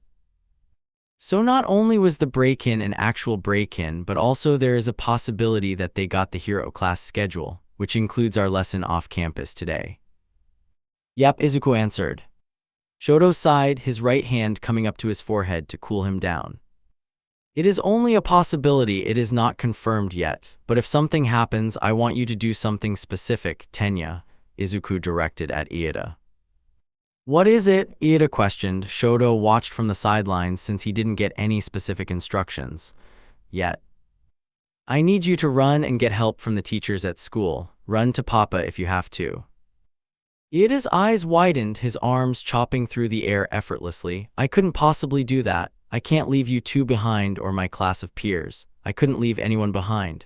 My duty as a friend and the class president is to ensure everyone's safety no matter what the circumstances. Look, Tenya, Izuku tugged at Iida's sleeves of his uniform blazer. What did Tensei do when he was faced against the headbutt disaster villain with Manuel? He protected Manuel from the villain while he took care of the humongous fire they stared before. Iida furrowed his brow as he recalled what happened from what his brother told him. He eventually called in the help of some of his sidekicks at the agency to help deal with the villain and surroundings. Exactly, that's why I want you to run. Izuku waved his hands in front of him as he reassured Iida.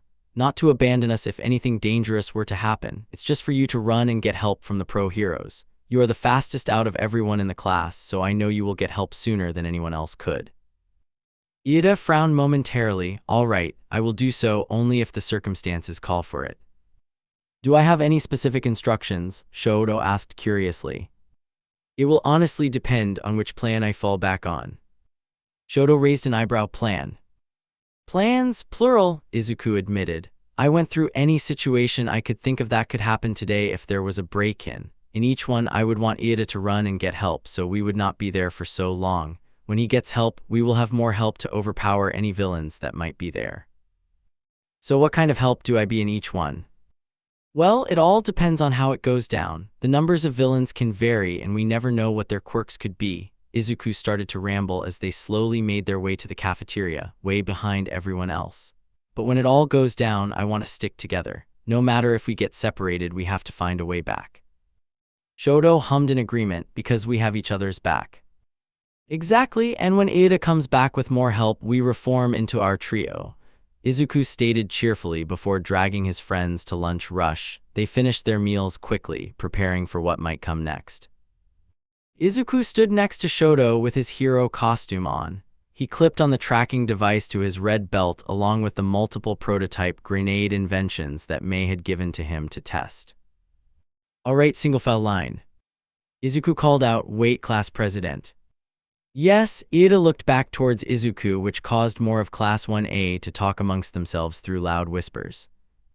Did you check the bus seats beforehand? Maybe they are in a different formation than you think they are, Izuku explained. It won't hurt to check before everyone gets into a single file line for nothing. Iida straightened up. You are correct. I will go inspect the bus seats before anyone will board. Aizawa looked down at his watch as he came up from behind Shodo and Izuku. 13 should already be there. At least we are making good time. We should arrive earlier than expected. Aizawa walked off towards the bus to claim his seat before the rest of the class could. Izuku bit his lip as he thought about what could go wrong. Don't worry, didn't you say All Might would be there? Shodo asked, patting his friend on the shoulder. He won't be there if we arrive earlier than expected, Izuku stated, walking with Shodo since he spotted the line of students who had begun to move onto the bus with Iida guiding them on like one of those people at the airport runways guiding a plane down. Momo was calmly guiding everyone in until no one else was left outside. Iida let her go in first like a gentleman as well as his two friends. It didn't take long until the bus started to drive in the direction of the hero training that day.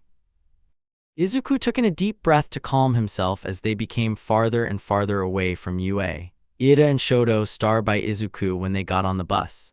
Iida was across from both of them, sitting next to Kaminari and Shinso, while Izuku was sitting next to Shodo and Asui. Asui's voice piped up from beside Izuku. Hey, Izuku-kun. Yes, Asui-chan.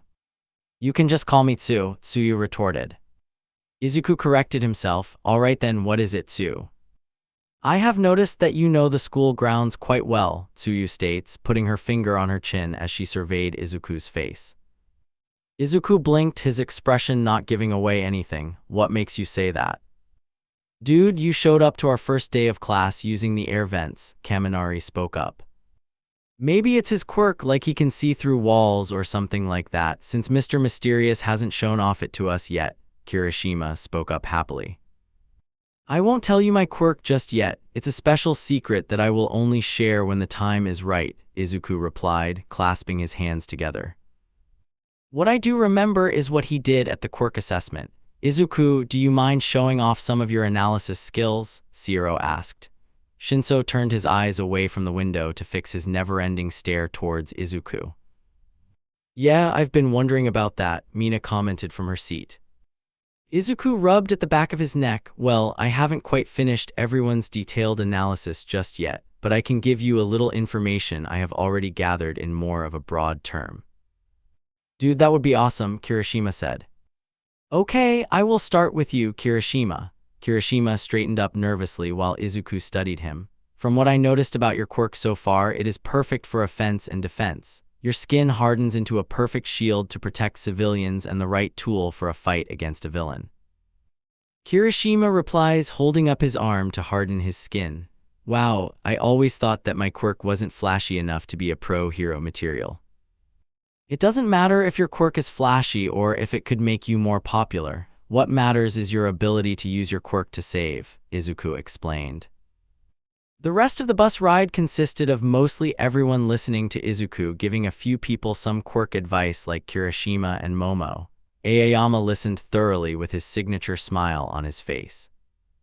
Stop messing around, we are here, Eraserheads announced, climbing downstairs of the bus. Everyone followed after their homeroom teacher, coming face to face with a rescue hero outside the building. Hello everyone, I've been waiting for you, 13 greeted. Woohoo, Uraraka cheered to herself. 13 is one of my favorite pro heroes. Alright, let's head in. I can't wait to show all of you what's inside. They all walked inside the building to see just how much there was inside. There were different zones with water, mountains, or fire. Shiro said, holy crap, it looks like an amusement park. 13 spread out their arms. Shipwreck, landslide, fire, windstorm, etc. I created this facility is made to train all of you in rescue work in different types of disasters. I call it the Unforeseen Simulation Joint, but you can call it USJ. Just like Universal Studios Japan, Shinso deadpanned, everyone else had the same thought run through their heads. Eraserhead looked around, shouldn't All Might be here already? Well, we are still a bit early in the schedule than what we planned. Either that or the clock is wrong, 13 replied, looking down to see Eraserhead checking the time. Either way, he shouldn't be that far behind, but for now, we should be okay with just the two of us. Eraserhead cleared his throat. Alright, let's start.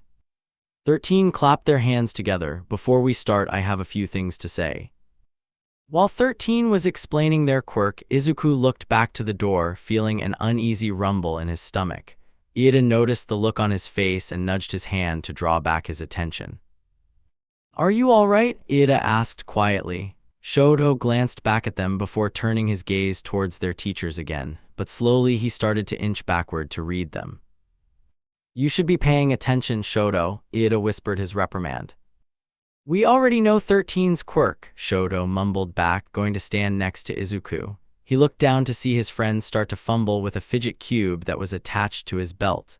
Izuku only calmed down when he noticed that the tiny light was still on in the cube.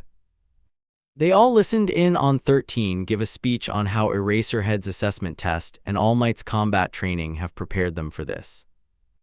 Right as 13 concluded their speech, the lights around the USJ dimmed down to a point where the only light was coming from outside.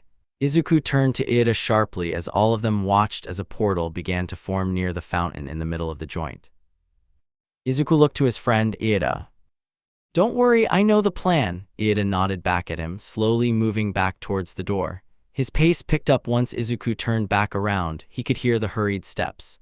Shodo gripped Izuku's arm as Eraserhead and 13 turned around to see villains start to come out of the huge portal. Stay here, don't move, 13, protect the students, Eraserhead states, readying his scarf. What is that thing? Did the training start already? Sato spoke up. Ajiro asked with a tilt to his head. The fur on his tail spiked up with his nerves. I thought we were rescuing people. I don't think this is part of the training, Shoji said with one of his limbs.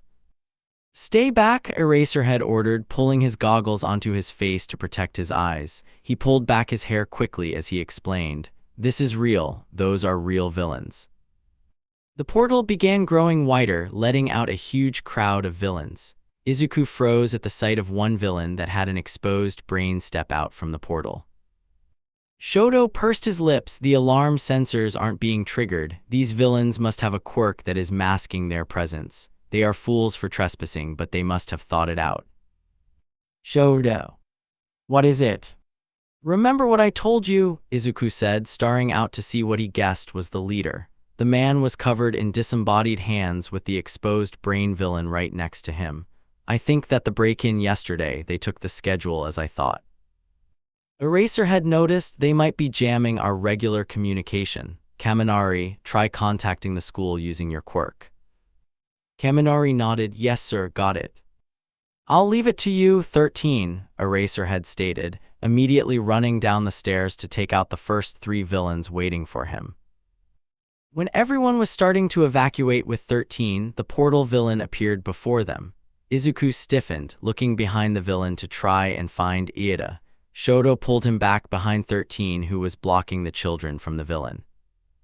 We are the League of Villains. It is a pleasure to meet you. I know it's impolite, but we decided to invite ourselves in. I am Kurajiri, the villain introduced himself. Izuku whispered from behind the pro hero, 13, don't use your quirk yet. We have no idea what kind of transportation this is. It might do more harm than good if you use the black hole against them. 13 glanced back at him right as Bakugo and Kirishima charged forward to aim at the mist villain's face. Izuku facepalmed as the 2 landed back on the ground right in front of the villain. Shodo let out a frustrated sigh. Are you kidding me? You went and punched a villain with no plan. My plan was to blow his face off, Bakugo argued back. Sato pointed his fingers aggressively at the purple mist villain in front of him. He doesn't have a face, it's just mist. He has a body though that can be harmed, but they didn't aim for that part, Izuku murmured, examining the metal brace around the villain's mist-like head. He only hoped that Iida escaped getting help without the villain noticing. Kurajiri started to create a huge portal that formed into a tunnel around the class. Kirishima and Bakugo were pulled into the portal first. Izuku was trying to cling onto Shoto while the rest of his class tried to hold onto each other. Shinso was about to sail off into the portal before Shoji grabbed onto him with one of his limbs. Hagakura's short yelp went right by Izuku as he heard multiple voices getting swept into the portal. Izuku looked back at Shoto, who was trying to get a grip on the ground using his ice. The strength of the portal sucked Izuku up, making Shoto lose his grip on Izuku's hand and his ice. Izuku's eyes downed as he went through a portal. Shoto reached out his hand towards him before he disappeared. Izuku fell through the air until he landed backfires into a large body of water. He opened his eyes behind his visor only to see a fish mutation villain coming straight towards him. Izuku fumbled with his belt to get a weapon to defend himself with, but then a long appendage wrapped around his waist to pull him out of the water. He coughed as he was pulled onto a ship in the middle of the water. He stopped to catch his breath once he realized that Tsuyu was right there next to him. Hey, it looks like you're here too. Izuku looked behind him to see floating gloves Hagakure. Yep, thank goodness you could actually see me in the water, Tsu, or else I would have been a goner, Hagakure cheered. Tsuyu nodded. Kiro, no problem. It seems like Kurajiri has separated us into different zones. The question is how many of us are separated and how many are still near stairs, Izuku said. I hope that the others are all right, Hagakure commented. Shoto looked out over the villains that were now trapped in ice in the mountain zone he got transported to. He looked out over the entirety of USJ, wondering where Izuku had been transported to. Revering the plan they made, Shoto started to make an ice slide to go down the mountain so he could find where he is more quickly. But before he could do that, he needs to learn why the villains came here in the first place. Hey, let us go, it's too cold. Shoto fixed a deadpan stare to the random villain. Do I look like I care about what happens to you after the frostbite kicks in? Another villain chimed in, struggling to free his arms from the ice block. You are training to be a hero. It's not like I will kill you, just trying to make it uncomfortable for you. Well, more or less. Shodo stared the villain down with narrowed, mismatched eyes. The villain felt like the ice was burning him as the teen slowly walked towards him tauntingly. Now, I can leave you here in this ice, which will kill you eventually by hypothermia or frostbite. Shodo gestured to the ice that was encasing his body. Did you know frostbite is considered to be a type of burn? Shodo said, allowing small amounts of snow to gather in his right hand. Your skin and tissue will begin to freeze. You won't be able to feel anything besides the cold, and only takes about 10–30 minutes for the frostbite to set in. I wonder how long it will take to kill you. He then lit a large flame in his hand to bring it up close to his face. Or I can end it more quickly by burning you to death like a witch at the stake. With the burning option, you go up against my flames to see who can come out the victor, so it's either burn by ice or burn by fire. Shodo narrowed his eyes into a harsh glare. Pick your poison. Tell me now, what exactly are you here for? Shy. Shodo stepped back, dimming his flame so the villain wouldn't feel the warmth of the flame anymore. The villain started to shiver harshly again from the huge ice block that surrounded his body. Shodo tilted his head, ignoring the mixed shouts of the other villains in the zone. Time is ticking. Fine, the villain gritted out through his teeth. I'm glad we can come to an understanding. USJ Part 2. Izuku stared down at the villains swimming in the water below the ship. All of them were waiting for them to move, not moving from the water to climb up the ship. Izuku deduced, they probably don't know any of our quirks. Hagakure asked what? It's obvious when you think about it, Izuku replied. We were all warped at different places, but if they knew our quirks, they would have put Su-chan in fire or ice instead of water since it's her natural place. That means that the villains are scared of what we have in store. They have no way of knowing what we could do to them. Hagakure's gloves moved as she talked. Yeah, they didn't even notice me when I was in the water. Good, I might have a plan to distract them. Hagakure-chan, can you distract them with me? Izuku looked towards Hagakure direction. Sure. Izuku smiled back at her. Okay, Tsuyu, are you capable of jumping off the ship with both of us? Kiro, I am stronger than I look, Izuku-kun, Tsuyu responded. All right, Tsuyu, you are the escape route. Hagakure and I will distract them. Using the prototypes that Mei made, we scare them into a giant circle, and then throw these sticky bombs at them to get them stuck all together in slime and sticky mixture to keep them from following after us. The ship rocked, chasing Hagakure to yelp. Izuku glanced down to see the villains attack the ship, which is making the ship slowly sink into the water. We might want to start that plan now, Hagakure suggested. Izuku passed several bombs to Hagakure and explained which color did what. Tsuyu was situated in the middle of them, ready to escape as soon as the villains were stuck. When he glanced down at the water, he started to go through his head of what method to use that will make the villains get captured easier. He slowly adopted a cold smile on his face when he concluded. If the villains didn't know what to expect, why not give them a show? Izuku strutted over to the ledge to look below him with a calculating smirk on his face. He casually swung his legs between the railings to stare down at the thugs below him. They all turned upwards to see what he would do next. With a deep breath, Izuku started to chuckle. The thugs narrowed their eyes when they thought the hero student was making fun of them, only for chills to run down their back when his chuckles had increased into manically cackling. Izuku cackled. He tried to muffle his giggles. I can't believe that any of you think that you can beat us, all of the hero class. Hagakure took off her gloves just to throw the explosives towards the left side of the crowd of thugs in the water. When it exploded, the thugs started to gather near the middle. Hagakure swiftly moved over to the other side of the boat to throw another explosive while Izuku distracted them by continuing to giggle like a crazed toddler. You honestly think you can lay a finger on us? That's wishful thinking, Izuku stated with a grin on his face. He wrapped his scarf weapon around the ledge just to hang upside down from the railing. Now what to do with all of you? A bunch of lowlife thugs who decided to beat up high schoolers. When the thugs gathered near the middle, Tsuyu used her tongue to throw 2 more explosives towards the back of the crowd of thugs to force them even closer.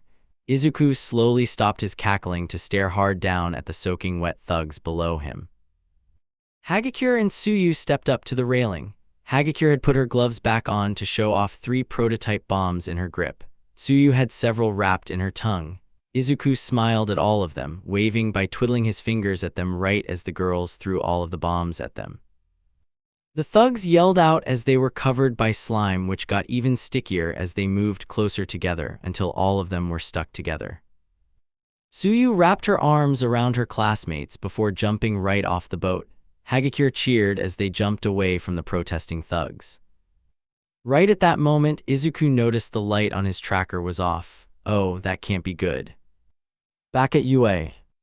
All Might was proud of himself. He had not pushed himself at all with his time limit that day, and he was only running well on time to get to the USJ. He had done a bit of hero work that morning, but Nightai's workers had called him out to remind him of his time management. All he had to do was grab his Teaching for Dummies book in the faculty room that young Izuku had gifted to him before he headed out. All Might. Yagi coughed out a small amount of blood when he saw Nezu waiting in the faculty room instead of his office. He popped back into his small form out of surprise. Nezu had a small screen with him as well that reminded the pro hero of a small tablet of some kind. Yagi stumbled back in surprise when he saw the principal sitting on the couch. Hello there, Nezu. Your fur looks very shiny today. Thank you, it's the keratin, Nezu replied. Humans can't get this kind of color and luster. We can talk about that later. What game are you playing on the tablet? This is not a game, this is a signal tracking device that tracks where Izuku is. All Might squinted at the screen to look. That's weird, why did the dot move from here over here? That is very strange, Nezu stared at the screen. He watched as the light flickered several times in the new destination before it was gone. Nezu gazed down the screen in his pause to see that the signal he was tracking was now lost. His face didn't change and he did not look back up at All Might. He calmly called out, All Might? Yes. Nezu clearly stated, I need you to run to the unforeseen simulation joint right now. I will inform the teachers to join you very soon. Now hurry, the class might be in trouble just like I had hoped wouldn't happen. Right, All Might replied, shifting back into his All Might form. He was doing good on time, so he didn't have a limit holding him back. Nezu watched as the #1 hero ran out of the faculty room. He made his way to the intercom at the other side of the faculty room to announce the news to the other teachers. Attention, Nezu pokes the microphone. Attention please, all staff must report outside the school except for Lunch Rush. Lunch Rush is assigned a temporary position of leadership to look after the students. All of the rest of the staff must meet me personally outside because of an emergency that has happened at the USJ that requires assistance.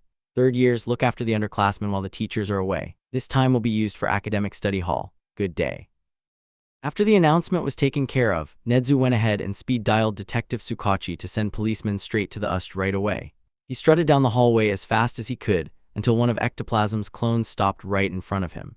Nezu took the chance to climb up the pro hero to settle on his shoulders as the clone headed outside where the other teachers were waiting.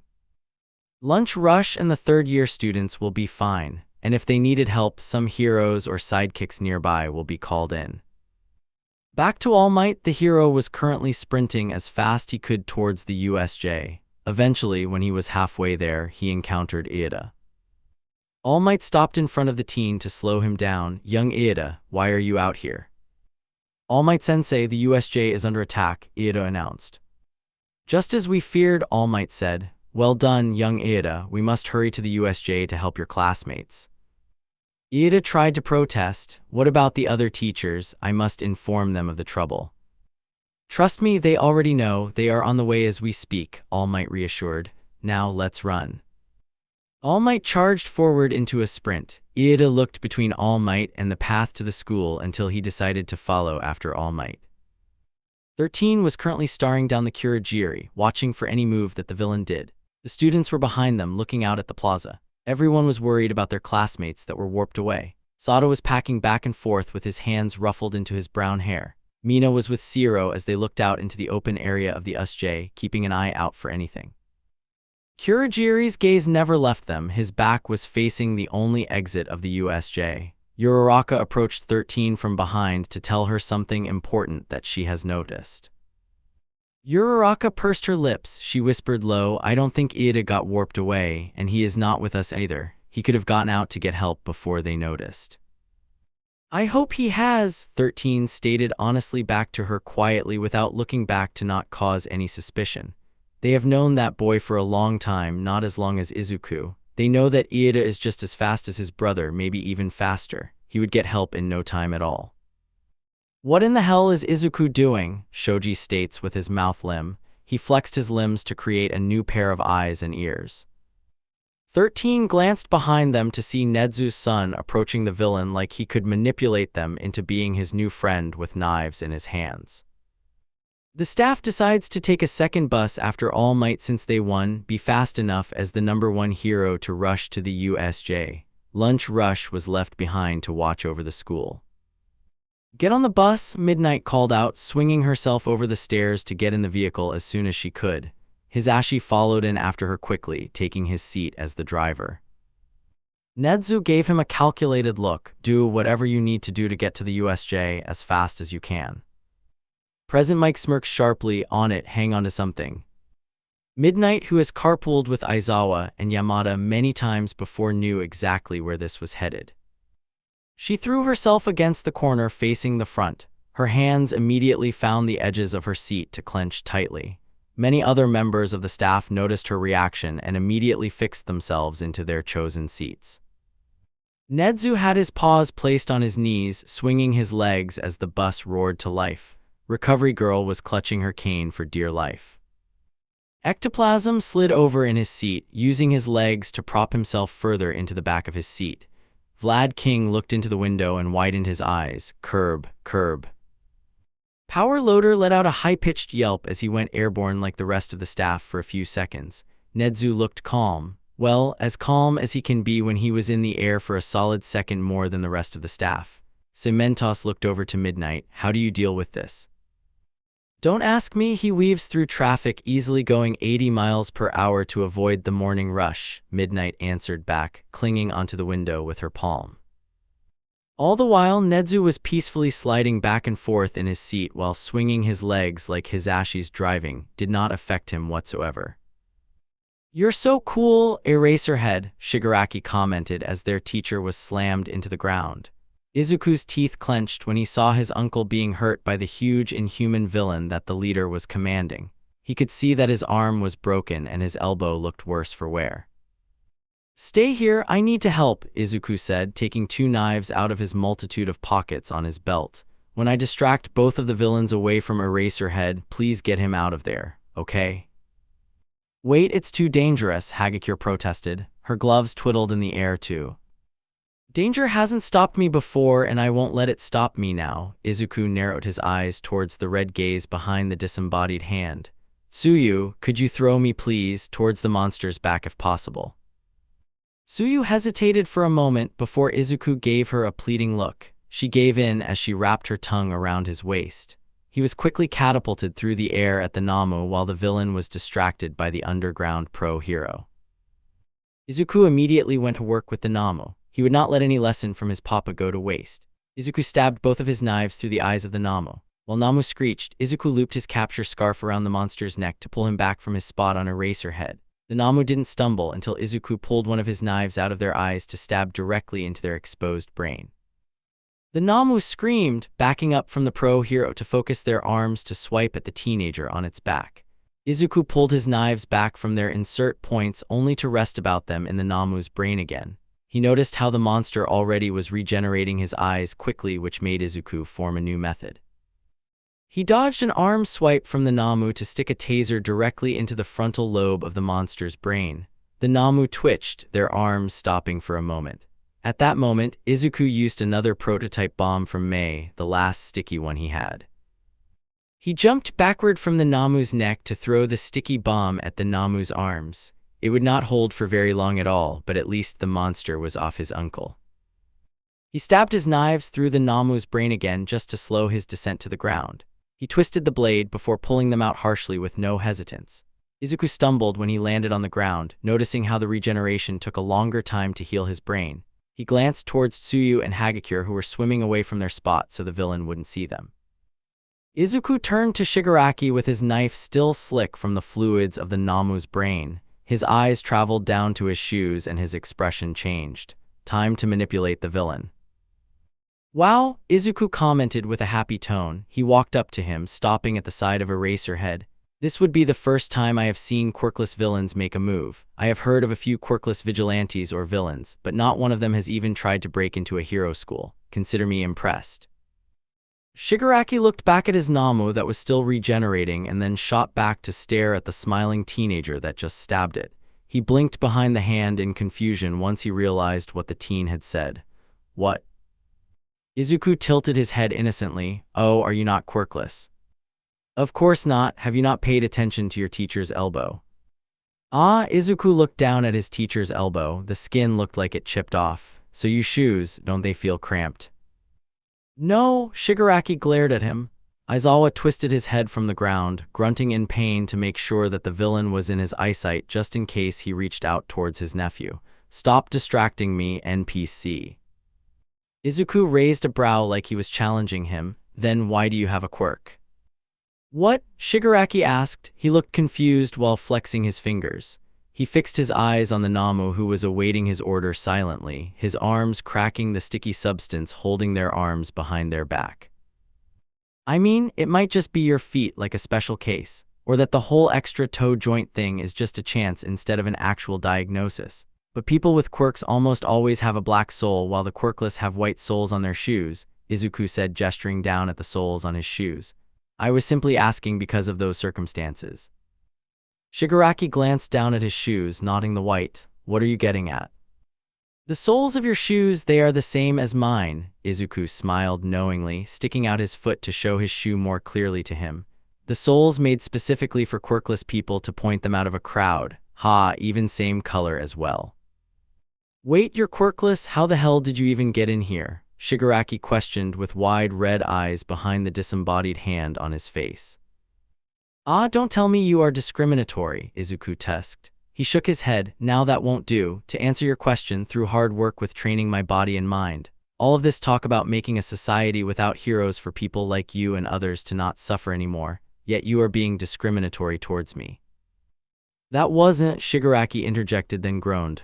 Stop distracting me. So quirkless people are only a distraction? Wow, I have never met someone so open. It's mostly snide comments toward the quirkless in public without them knowing that I am one of them. Izuku looked down at his nail like the conversation bored him. What a shame, that's what you think, that a quirkless person couldn't be someone that saves another person's life, that they're just worthless. Shigaraki sneered at him. He decided to change the topic since he didn't want to face down the villain's quirk. It seemed to be some sort of destruction quirk, maybe disintegration just from the look on his uncle's elbow. Izuku clasped his hands together calmly. Okay, let's change the subject back to why you can fit in those shoes. How come you have a quirk when your feet dictate that you shouldn't have one? Did someone give you their quirk? He noticed how Shigaraki's hand paused at his neck. Izuku's pupils widened when he saw the shift in body language. I heard you mention a sensei when you were busy letting your Namu fight for you. Was he capable of giving you a quirk, or did he know someone in the underground that could? What the hell? Shigaraki, correct. That is your name, correct, or at least your villain name, Izuku questioned. Villain name? What are you on about? Shigaraki rasped. Well, you see, I do get bored a lot of times and end up scrolling through the public database of quirks to practice my analysis skill. But each time I ended up in the S, there was no mention of any Shigaraki. Izuku hummed to himself. He could easily distract the villain more to give everyone more time, especially give time to his uncle to avoid being hurt any further by the Namu. That's why I refer to it as your villain name. Because if I were a villain, I would not want anyone to know my name and everything beforehand. So of course you have to make a villain persona for yourself. Now a fake name, the easiest way is to use the same initials. So your real name could be something like SD. The hand-covered villain stared at him. How do you know so much? Did you max out your intelligence skill? Yes, extra experience points. You might want to level up your intelligence if this event was your plan. Quantity does not equal quality. Has no one told you that? Your team of players didn't stand a chance against any of us, Izuku said, gesturing his hand towards the injured or unconscious bodies that Aizawa had taken out in no time. Shigaraki scratched at his neck furiously. Even you as a gamer should know that. Namu, Shigaraki called out, alerting the Namu to step forward. Izuku glanced back to see if the Namu would try and hurt his uncle again. Now, your Namu is a decent antagonist. And what is with them exactly? Do they have multiple quirks or something? Izuku asked while he moved around the hand-covered villain. He moved past him to block the villain's view from Eraserhead and keep his gaze on the Namu. It was made to defeat All Might once and for all, Shigaraki laughed. He had a very creepy laugh that was mostly weird-sounding giggles. It has enough quirks to kill the symbol of peace. Izuku hummed, I'm guessing one of them is regeneration. Since their eyes seem to heal already, the other might be something like shock absorption just to combat All Might's superpowered punches. You are one of the smartest NPCs here, the villain replied like it was a compliment of some kind. Thank you, Izuku took that answer with grace. You know, with your whole outlook on the society, I'm just going to assume that society has done you wrong in some way. Tamura's eyes flashed with fury, but he stayed silent. Izuku wouldn't let the desperation show on his face. He had to keep the villain talking somehow. Someone didn't save you, did they? The villain froze where he was standing. Eraserhead groaned, trying to ignore the pain in his arms. Get out of here. Izuku frowned, clenching his teeth as he analyzed how the villain reacted. I'm right, aren't I? No one was there for you when you needed them. You don't understand, you little brat. You are too brainwashed by this damn hero society to ever look at the bigger picture. The hand-covered villain stated like it was obvious. Oh, I don't? Okay, let me know if I get close to your reasoning. What I know from you right now is that you have a destruction quirk of some kind. Possibly a decay quirk from the way the gate was destroyed and how Eraserhead's elbow looks currently. You hate hero society, specifically All Might, since he's the symbol in society. Izuku analyzed, his eyes darting everywhere on the villain to watch his body language. How his eyes narrowed, his fists clenched, and how his breathing pattern changed. He softened his expression to show his empathy towards the villain. I'm guessing from your decay quirk that something must have terrible happened when your quirk manifested. If I were to guess, the hands on your body aren't fake, aren't they?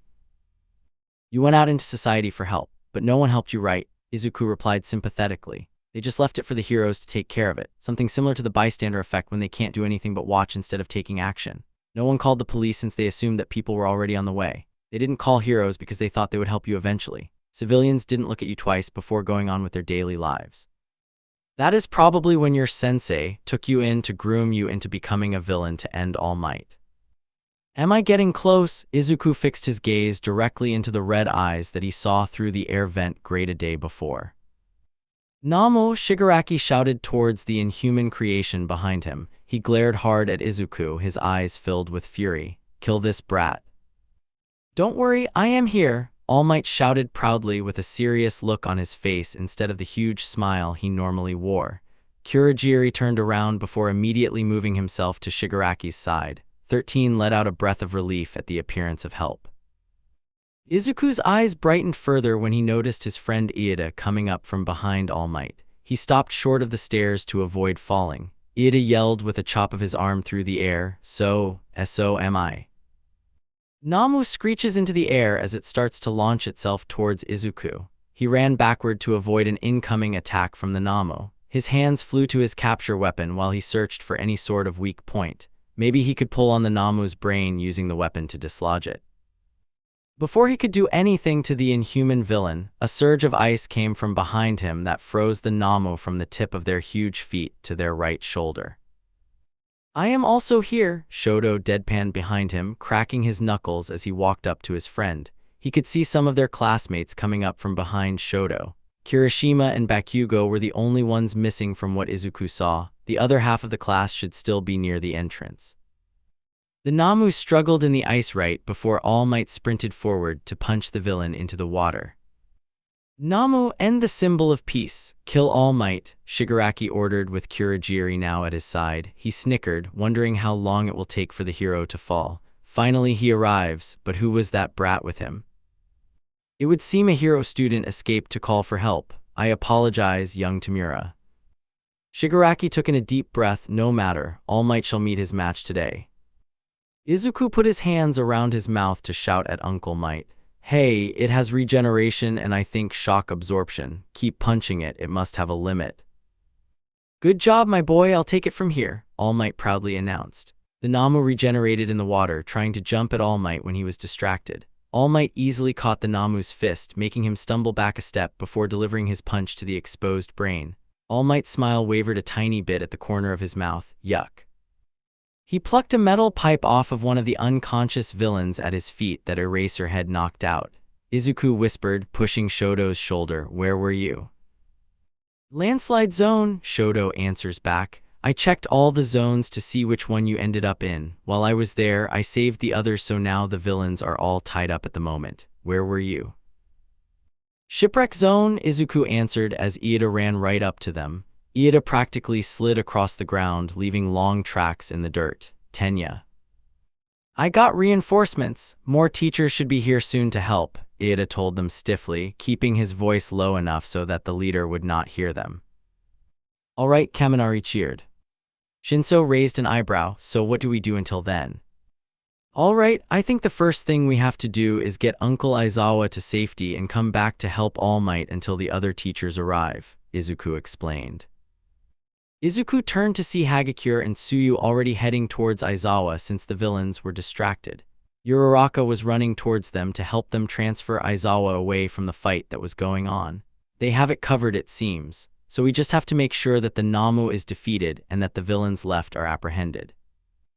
To get rid of Kurogiri, we have to aim for the metal brace. The rest of him is gas, so we can't hit that part of him, Izuku summarized. Bakugo yelled out. Kirishima charged ahead with his hardened arms. What he said. They all watched as Bakugo sailed through the air using his explosions like a rocket aimed straight towards Kurogiri. Kirishima ran straight at the Warp Gate villain to distract him from the ground. Kurogiri tried to make a portal to use against Kirishima while Bakugo sailed through the air straight towards him. He opened 2 portals to block their attacks, but Bakugo changed his trajectory midway through to attack Kurogiri's neck brace from the side. Kurogiri fell to the ground with Bakugo's explosive hand against his neck brace, with Kirishima standing guard with his hardened arms. Bakugo made small sparks of explosions in his hands, causing Kurogiri's gas to flinch back from the brace. Make one wrong move and I'll blow you up so bad they'll be piecing you back together for weeks. Whoa, that doesn't sound very heroic, Kirishima commented with an easygoing smile on his face. Aizawa grunted as he was floated up in the air using Uraraka's quirk. Tsuyu garbed his ankles to guide him towards the entrance while Hagakure supported his head. Uraraka had one of her hands on his stomach and his back to keep him from floating away. So muscled, Uraraka mumbled as she looked back at All Might currently engaged in combat against the huge monster. Oh whelp, Izuku swung the pipe in his hands. Shodo, can you freeze Shigaraki's hands really quick? Shodo raised his right hand automatically. All right. Why? Iida sighed, already knowing what was to come because he knew both of his friends very well.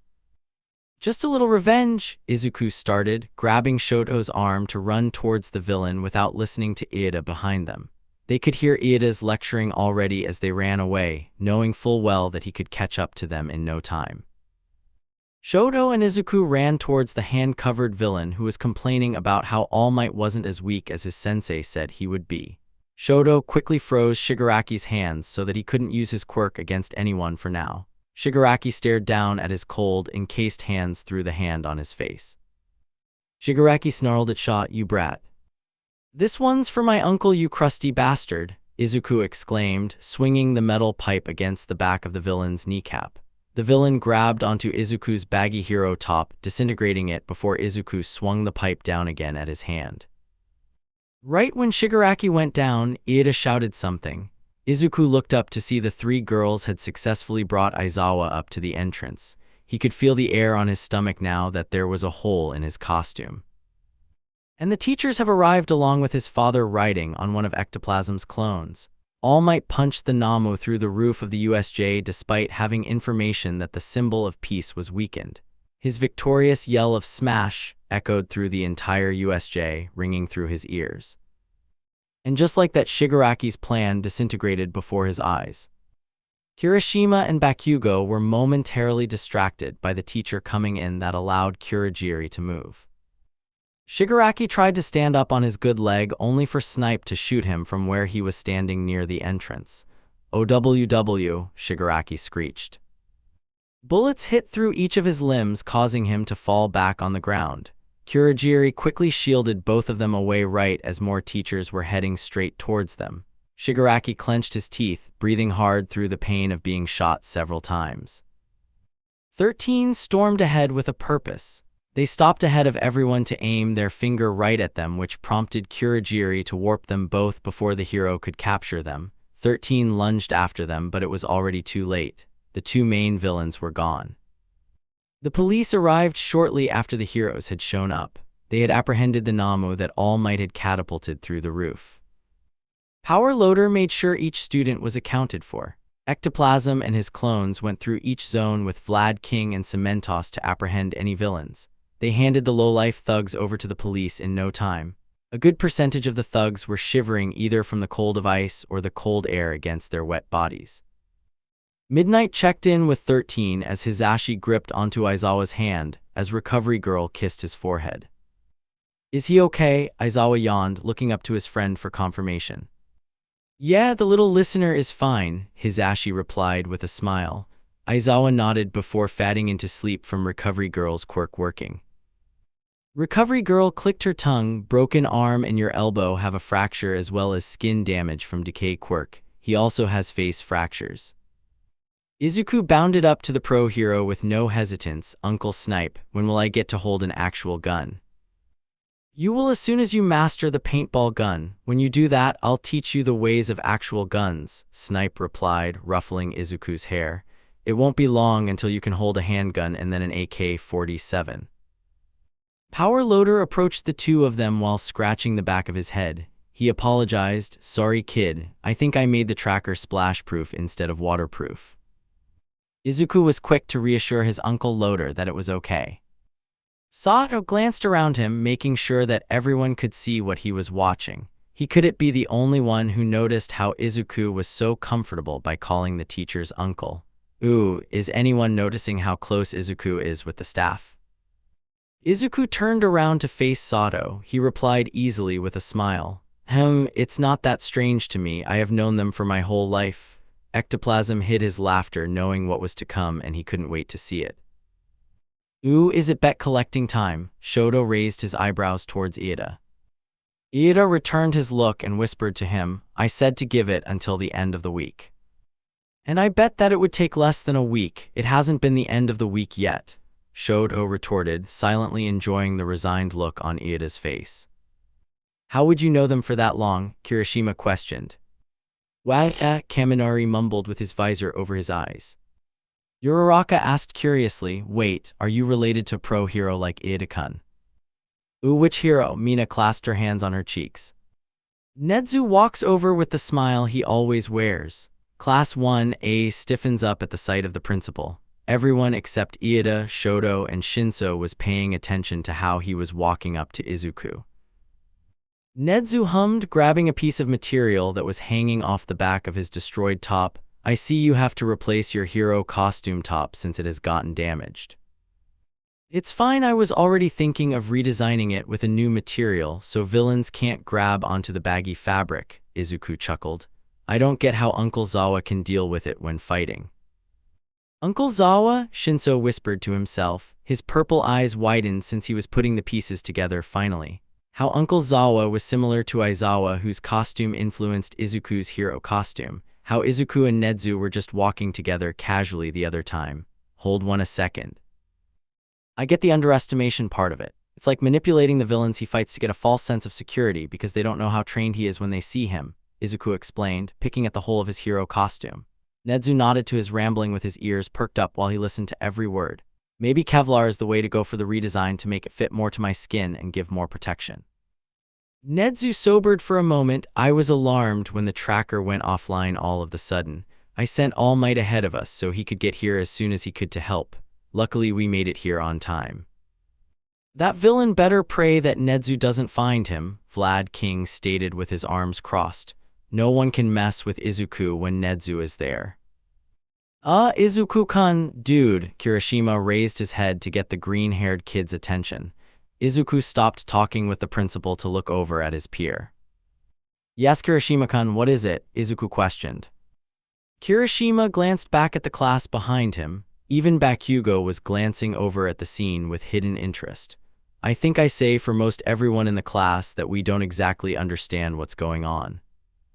Ah, I believe an official introduction is in order. Nezu clasped his paws together. Am I a bear, a mouse, or a dog? Just kidding, I'm the principal. Izuku mirrored his father's smile. Am I a teacher's son, a runaway middle schooler, or a secret pile of mice in a human disguise? Just kidding, I'm the principal's son, just call me Izuku. Hey. What? Class 1A shouted in shock. Ectoplasm and Snipe laughed at their reaction very hard while Cemento stood there with a grin. Safe to say, everyone's reaction was varied. Izuku could see Iida digging into his hero costume to get out a 5,000 yen bill to hand over to Shodo, who looked smug. Shinso's mouth had dropped open. Bakugo had frozen in place, now realizing that his parents had to meet Nezu. Uraraka unknowingly started to float. Tsuyu grabbed onto Uraraka's foot to keep her from floating up, remaining mostly unaffected by the news. Yaoyorozu had her hand over her mouth in surprise. Jiro's eyes have widened to a point of being comical. Hiroshima had a nervous smile frozen on his face. Kaminari and Shiro dramatically looked over at each other with matching looks of surprise on their faces. Mina had a calm smile on her face, rapidly blinking her eyes as she could believe what she was seeing.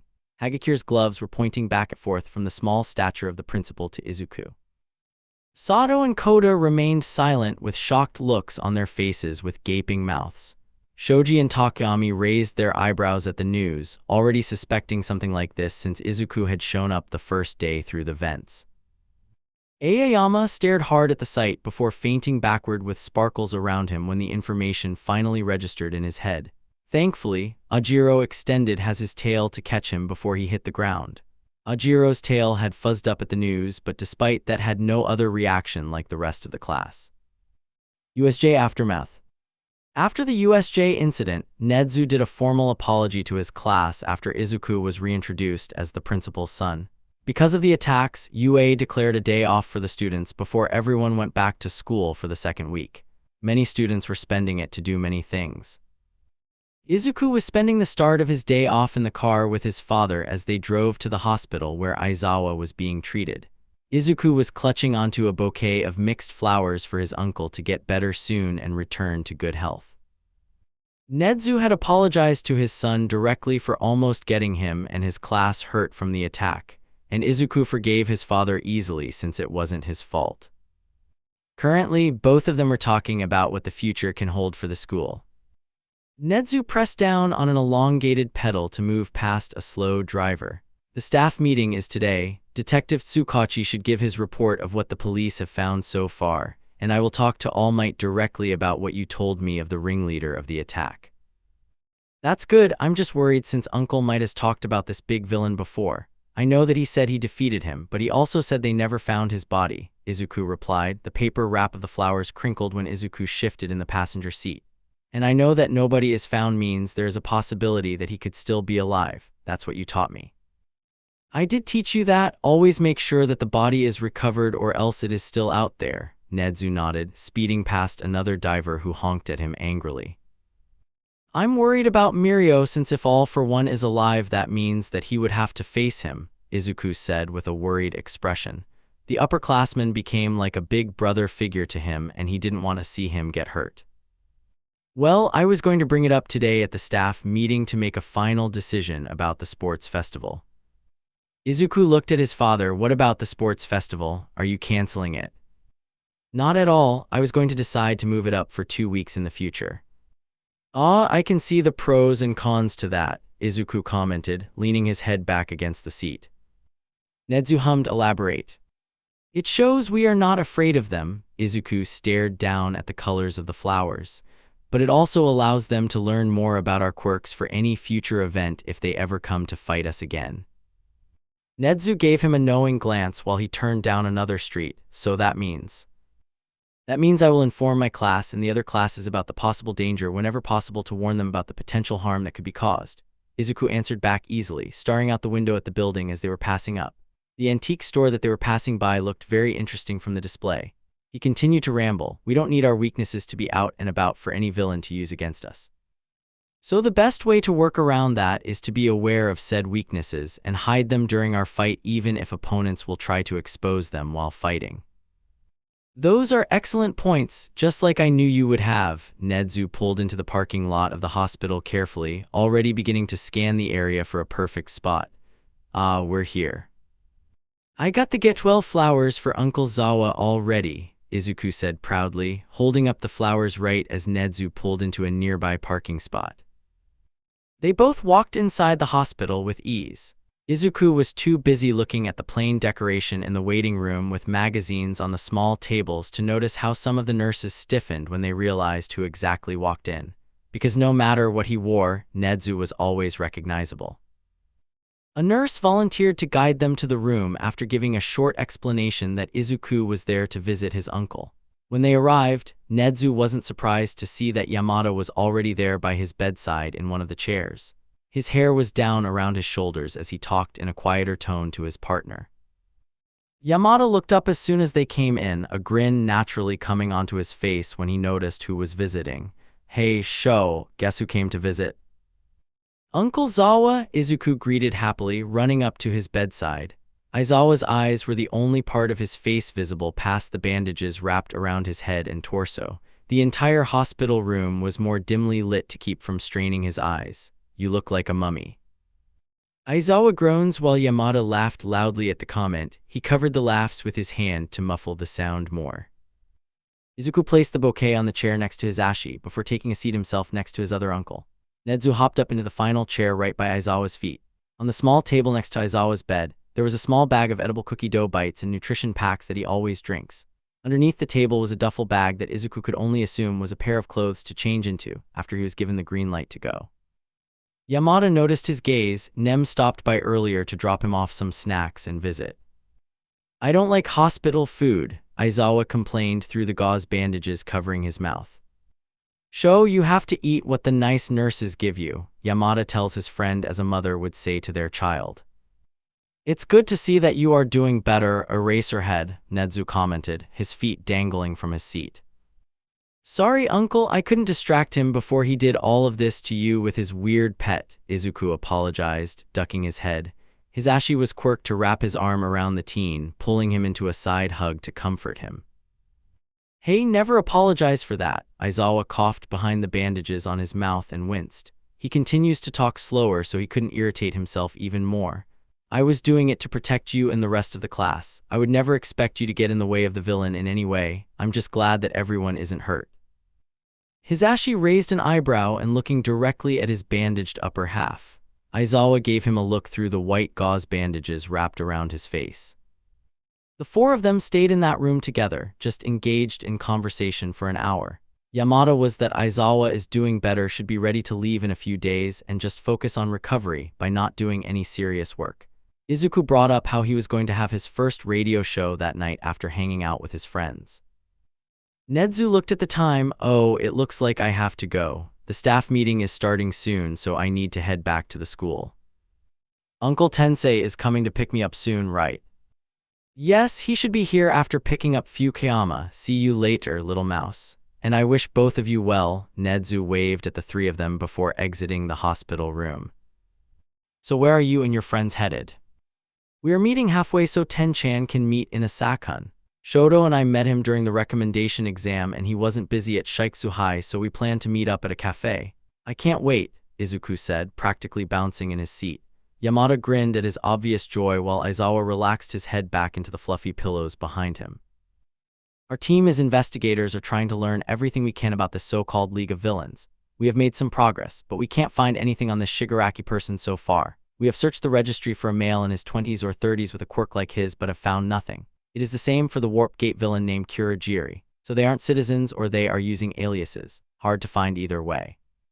"So we don't have anything on them so far?" Vlad King asked with his arms crossed.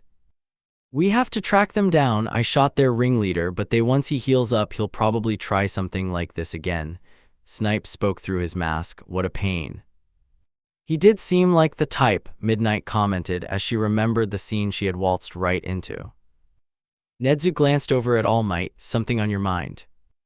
All Might nodded with a narrowed gaze. The attack was too bold, like they were confident that they would win something out of it.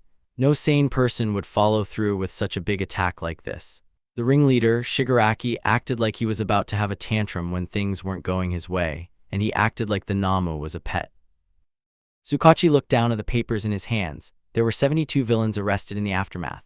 They were all small-time thugs who usually lurked around back alleys. But what worries me is that this ringleader got them all to follow his crazy plan. They viewed him as a real leader. Criminals are starting to feel more pressure now that the world is steadily being filled with more heroes. Maybe that's why they were so quick to follow the villain as their leader. I guess that makes sense, Vlad King sighed. Snipe leaned back in his chair. There are plenty of people out there looking for a cause to get behind. So what can we do to stop this? Midnight asked calmly. We will expand our investigation to find more information about this attack, the detective replied. Can you tell us a bit more about the Namu that you brought into custody? Nezu questioned. Yes, the Namu is not able to speak, but he follows orders without question, Tsukachi recalled, hiding some information that he would later tell to All Might. He did not try to fight the officers off when we arrested him, and now the Namu is in a guarded prison cell. That's strange, Snipe commented. After that, the detective continued to recall everything that he and his team had found from the USJ attacks, including some testimonies that they acquired from the thugs. After the detective was finished, he left the room and Nezu gathered everyone's attention. He cleared his throat before gazing at his staff. I will send an email detailing what I am about to explain right now to all of you. I have decided for any future events that involve going off campus to be changed so that it doesn't share the same location. We can never be too careful. As far as the sports festival goes, I am moving it up so it is taking place about 2 weeks from now. Also, we will no longer put your hero name out there so clearly on the schedule. What I mean by that is to say that I will request all of you to have more of a fake name instead of your real or hero name. The reason why this happened is that the villains saw that All Might was scheduled to be at the USJ and took that chance to try and take him down. If anyone has further questions about this situation, speak up now. Nezu looked at his staff, who slowly began to raise their hands to ask follow-up questions. Smiling, he answered each question anyone had about what he talked about. Eventually, the staff meeting came to an end. Midnight hurried away out the door first, with Snipe and Vlad King following behind her. All Might went to follow everyone else out before Nezu called out to him. Wait a moment, All Might, Nezu interrupted. All Might halted in his steps and slowly turned around to face the principal. Toshinori felt a drop of sweat roll down his face. Yes sir, what do you need to talk with me about? I want to tell you some information that my son has gathered from the attack on the USJ, Nezu sighed. I don't mean to alarm you, but there is a possibility that All for One is alive. All Might coughed. All for One, impossible. Izuku had talked with Shigaraki and gathered information from him. Izuku has confirmed that Shigaraki is his alias. Shigaraki also reacted when Izuku suggested that his initials were somewhere close to ST. He is still not registered in the Quirk registry as far as Detective Tsukachi has told us. Nezu continued with a plain smile on his face as he explained. And from his report about the Namu, there is a chance that it was specifically made to be that way. Which gives me a bad feeling. Even if it might not be the big villain we think it is still horrible that Namu is being created to follow orders such as killing the symbol of peace. Apart from that upsetting news, I do want to discuss with you about something else. Nezu clapped his paws together with a more gentle smile. I must inform you that I will sign you up for teaching lessons. What? All Might tilted his head in confusion. All Might, you can't just take advice from my son and others to learn how to do your teaching job. All Might laughed awkwardly.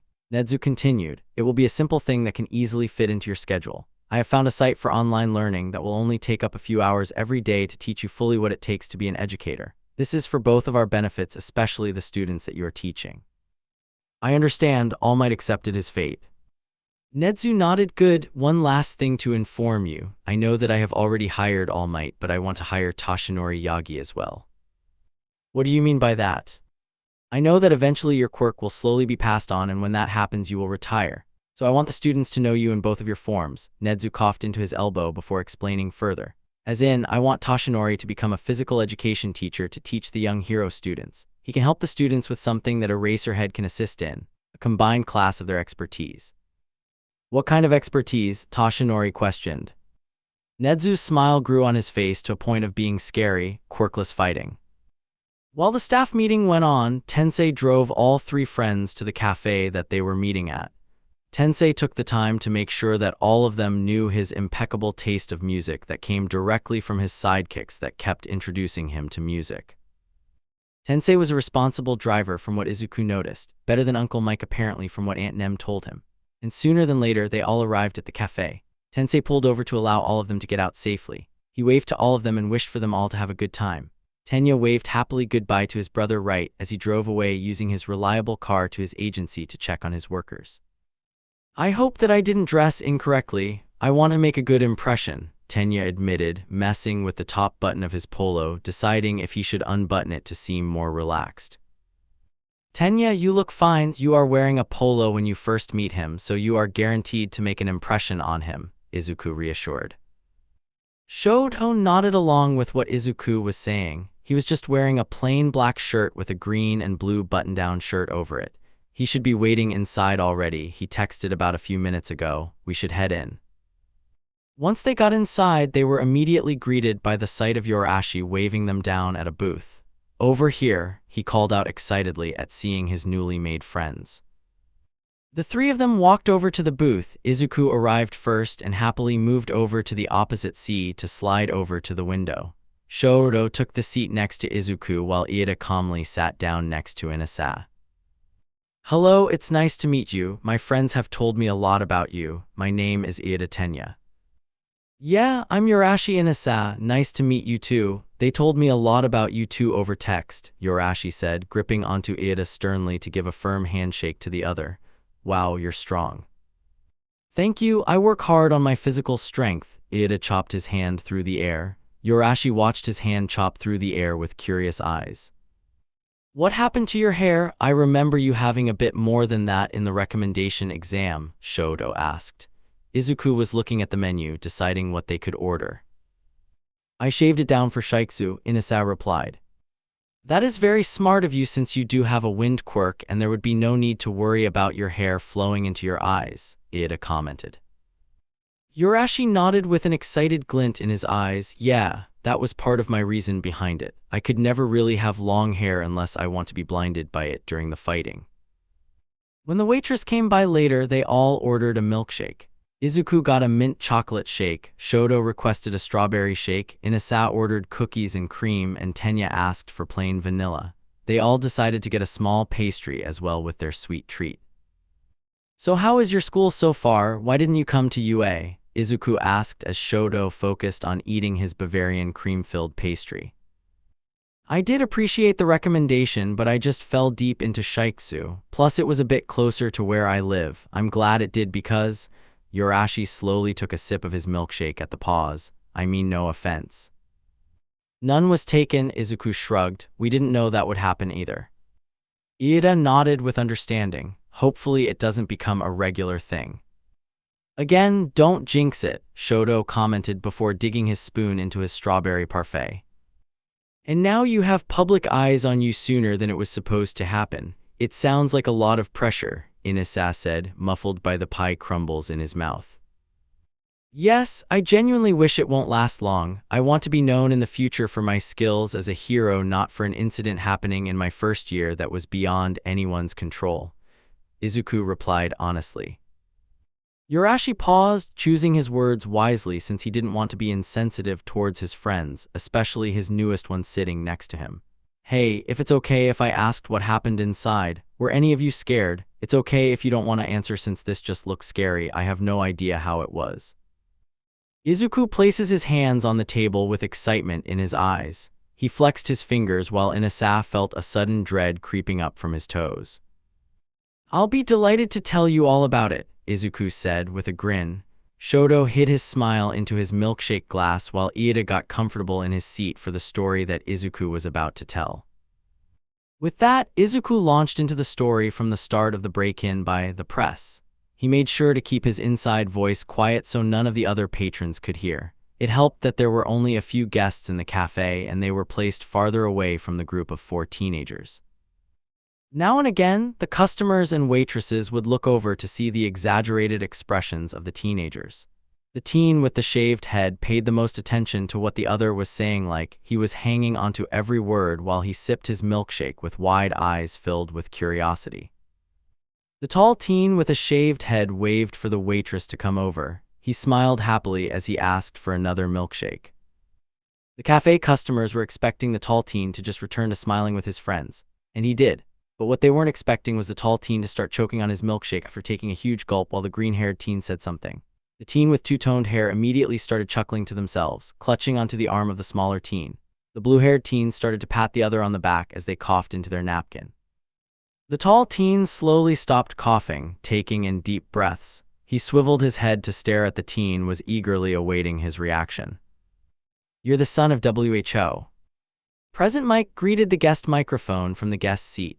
Izuku perched himself on the host's chair behind the radio setup with the monitor in front of him to pull songs into the queue. "Welcome back to Put Your Hands Up Radio, to host his first ever radio show, DJ Mouse." "Thank you. Hello everyone, you can call me DJ Mouse and I will be hosting the entire hour while Present Mike sits in the guest chair," Izuku said into the microphone with his headphones on his ears. "I can't wait to see how my first show goes." "All right," Present Mike said with a cheerful tone. If anyone didn't check out the radio's Choral Media, DJ Mouse now has his hour-long radio show each weekend, so you will see a lot more of him from here on out.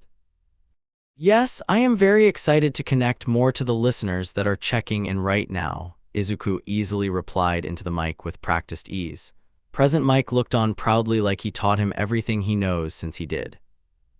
"So DJ Mouse, do you have any interesting stories from your first week at high school?"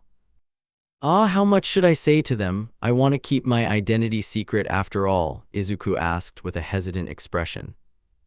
Present Mike hummed, "I'm sure you can reveal your high school as long as you don't reveal which class you are in." "All right, well, if anyone wanted to know, I made it into UA, but I won't tell any of you what course I'm in. That is something that everyone has to guess." Izuku leans into the microphone with a glint of something in his green eyes. "I can't help but wonder what the fans will come up with." Present Mike stifled a laugh. "Speaking of the fans, they have been wondering what your show will be about. Do you want to tell them?" "Well, if anyone was curious to know, my show will be a variety of things. I'll talk about my school life, the newest hero news, and even directly interact with the fan base. Don't think I haven't read any theories that people have been coming up with," Izuku replied. Mike raised a blonde eyebrow at him. "What theories?" "That is for you to find out next week," Izuku promised with a grin. "But for right now, let's talk about some new things happening that I have noticed." Maruko's major fight earlier today was interesting to watch when she took down a team of robbers single-handedly. I must advise the people on social media that are trying to argue about her behavior towards the paparazzi to look at all the facts before commenting about what she did. If anyone was paying close attention, the paparazzi were out of line when trying to ask invasive questions into her personal life while she was busy capturing the villains. DJ Mouse explained with a calm expression on his face, like he was just talking to an old friend instead of a microphone. The next news summary is quirk-related. I have to talk about is a certain situation that happened today in Musutafu. There was a quirk accident situation where a civilian couldn't control their gas-related quirk and didn't want to lose control of the gas. He was taken into custody after a pair of sidekicks stepped in to help get his gas away from nearby civilians, Izuku stated into the microphone as he surveyed the music available to slide into the queue after he finished. "I wanted to clearly state that it wasn't the civilians' fault, and this is a sentiment that I discussed with Uncle Mike before I started the show." Present Mike leaned into the guest microphone. "That is correct. Right now there's a bit of argument over wherever or not the civilian should face criminal charges. And I will say that both I and DJ Mouse have signed a petition for them to reconsider their decision to have the civilian face any charges from this accident. The petition will be linked onto Put Your Hands Up social media for any listeners to sign as well." With that, let's have a music break before we continue to discuss some recent quirk and hero-related news. After that, I will tell you a bit about my first week of school maybe. Izuku bit his lip to keep from laughing. It might not be that interesting to hear.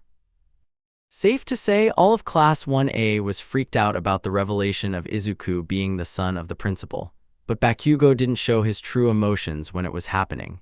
He didn't even tell his parents when he came home that day. But now, Bakugo was looking down at his phone to see the text that was just sent. His eyes widened as he recognized the name from what the nerd had put into his phone when he gave him his number. "Nezuku, my papa agreed and said it would be lovely to meet all of you." He looked down at the text before grudgingly got up from his bed. He sat upon his bed and texted out what his mother had drilled into his head to say after he got confirmation. He texted the nerd to tell him their address and invite them over for dinner.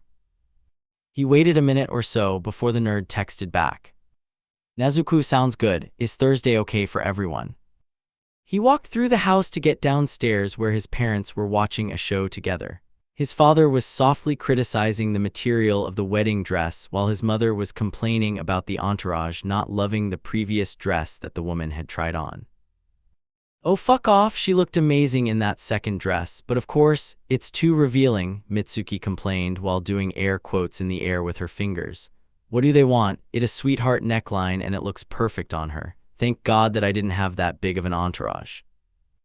Masaru nodded along with what she was saying. I just wish they stopped putting the same embellished belt over perfectly done lace. It messes with the entire silhouette of the dress and bunches the fabric weirdly.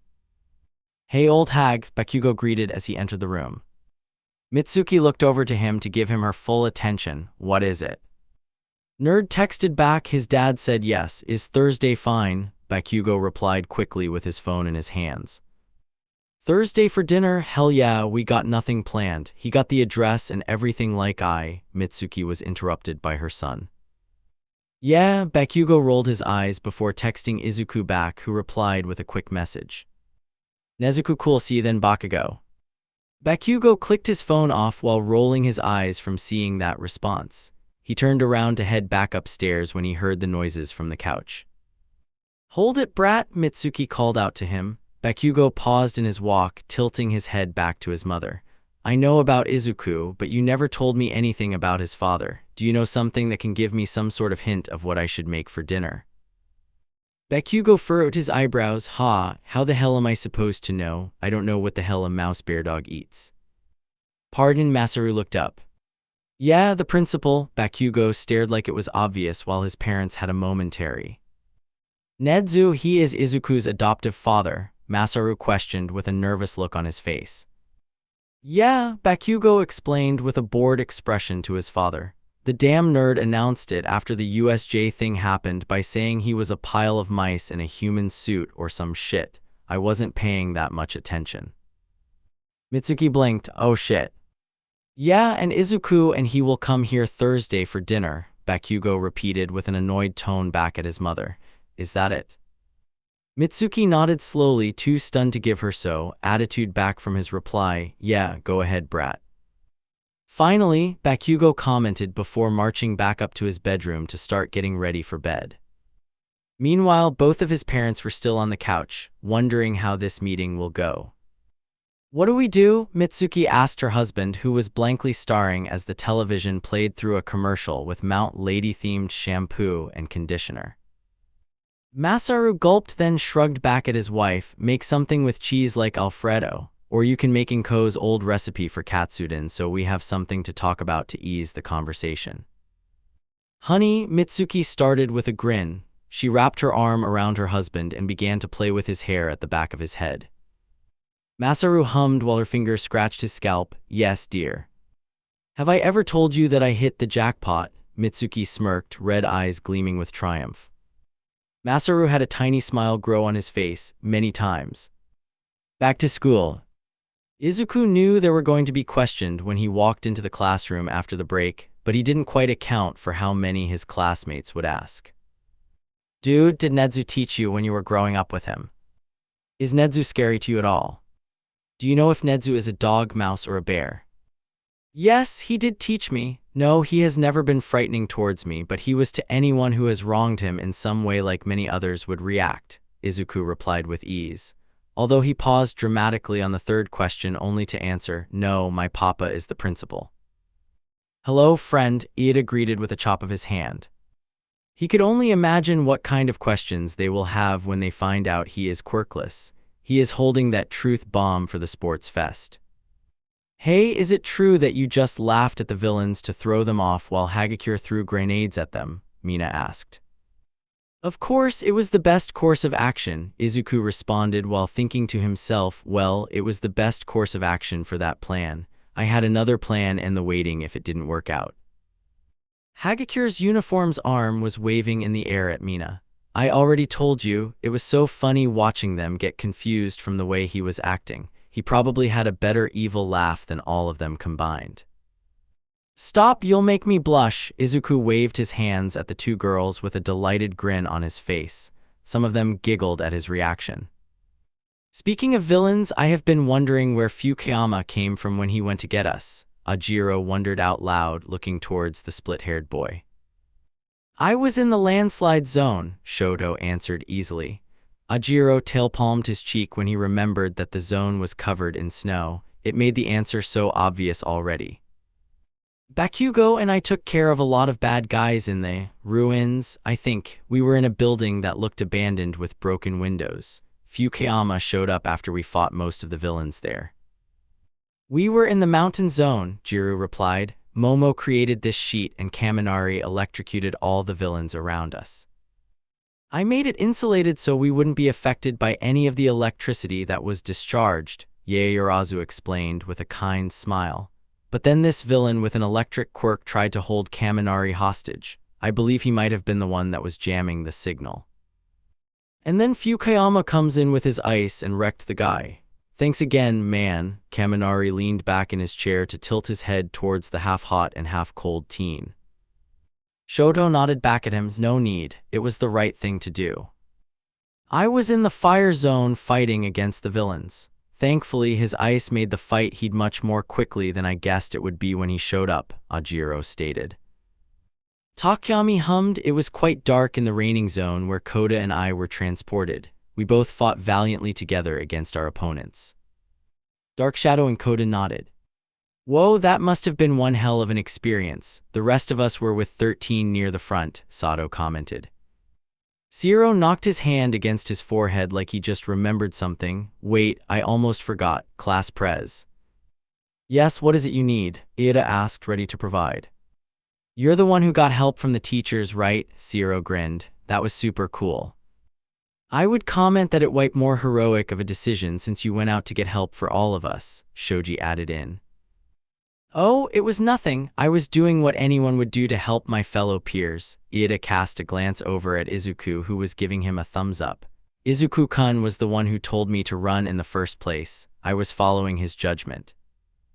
"Okay, enough socializing." Aizawa's voice commanded them into silence. Each of them sat up straight in their seats as Aizawa made his way to his desk. His upper half was covered in bandages, but his legs were completely fine. Izuku didn't disguise his narrowed gaze when he noticed Aizawa's subtle wince when he relaxed into his desk chair. "Are you sure you're okay and don't need another rest day?" Izuku asked with a raised brow at his uncle. Aizawa's voice was muffled from bandages covering his mouth. "I'm perfectly fine." Izuku delivered back with a deadpan expression. Shinso stifled a laugh at the doubtful remark that Izuku gave back. Aizawa sighed. "The UA Sports Festival is coming up soon." "Yeah, let's go kick some ass." Kirishima pumped his fist in the air. Momo raised her hand politely to interject. "Is it really smart to hold it so soon after the attack?" "They could attack again since we are all in the same place," Ajiro added. "Administration wants to show that the threat has been handled and our school is safer than ever. UA is getting more security for this event. This is an important showcase that UA can't cancel," Aizawa explained. "This sports festival is one of the most watched events in the world. This festival allows pro heroes to view how you fight and use your quirks. The pro heroes watching might find interest in one of you and take you in as their intern. If you want to be a pro, this is a chance you won't want to miss." "That's all I have to say." Aizawa tried to relax into the desk chair. Izuku. Eventually, it was lunchtime and everyone was still on the edge of their seats in excitement for the upcoming sports festival in 2 weeks. Hagakure paced in front of Ajiro. "How am I going to stand out? Should I do a cheer?" "Possibly." Ajiro's tail swayed slightly behind him, maybe wearing something shiny. "Did someone say shiny? Why, I'm the shiniest out of everyone. Look at me sparkle," Aoyama said while flamboyantly posing. "The scouts won't be able to take their eyes off me. What matters is to show the pros how useful we can be during this festival," Shoji clenching his fist. "Everyone, let's do our best." Uraraka had a scary, determined expression on her face as she pumped her fist into the air. Everyone looked over at her just to see how serious she was. When the class headed for lunch, Uraraka asked the three their opinion on something that no one else in the class knows about yet. For the money, Izuku asked when Uraraka got finished telling them about her situation, and how she wanted to be a pro-hero for the money to support her family. I'm sorry if that sounds greedy, I hope you don't think less of me for this. Your goal is to support you and your family's well-being. That's admirable, Iida replies, chopping his arms through the air to reassure her. I get it, Shodo said with a nod. Izuku hums, I can see it, but I do have a follow-up. I don't see it as money as much as I do that you are trying to make sure your family is taken care of. Yeah, that is more of the reason why, Uraraka added. Izuku frowned, but your quirk by itself would help immensely in that type of work. I know, Uraraka threw up her hands, but they want me to follow my dream and not let them drag me down. But I just want to help them out, you know. Perfectly understandable, Iida commented. Shodo nodded at her words as well. The three of them held their family as one of the most important things in their life. I feel like you will be a good hero, and once you do become pro, I feel like you could be an advocate for others like you in a tough situation. Or could be a great rescue hero or one that does a lot of charity work or donated to help those in need like families that struggle. Yeah, Uraraka gains a spark of determination in her brown eyes. Her eyes softened, thank you. The next class passed by with no problem, possibly from riding on the high of thinking about the upcoming festival. Ajiro was preparing a schedule of his regular yoga and fighting practice for the next 2 weeks to make sure he was ready. Momo was planning on studying through the break to find new things to make like weapons for the fighting portion. Sato was writing down new high-sugar recipes to try out during the 2 weeks to find really good ones to eat before the festival to get his strength up. Kirishima had a plan to punch rocks wherever he could find them. Mina was planning on melting things with her acid to train, using different dancing moves to try and make her moves unique. Bakugo rolled his eyes, great, you know what we look like, now move it extras. Don't call people extras, that is extremely rude, Iida shouted out near the back wall of the classroom, which steadily grew louder as he headed over to the blonde in the doorway. The students crowding the doorway saw their class president chopping his arms.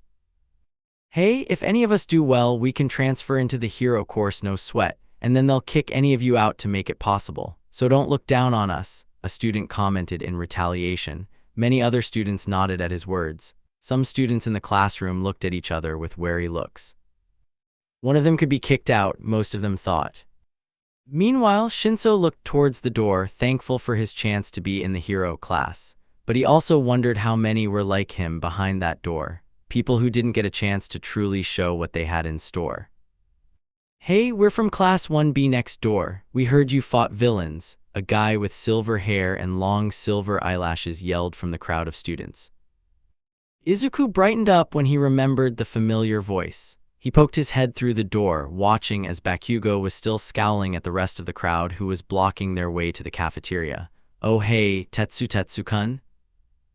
Oh, I forgot you were in this class, Izuku, Tetsu replied in a quieter voice, returning the wave sharply. Hi again. One of the students with a strong jaw scoffed, they just look like a bunch of brats that think they are better than the rest of the school because of that attack.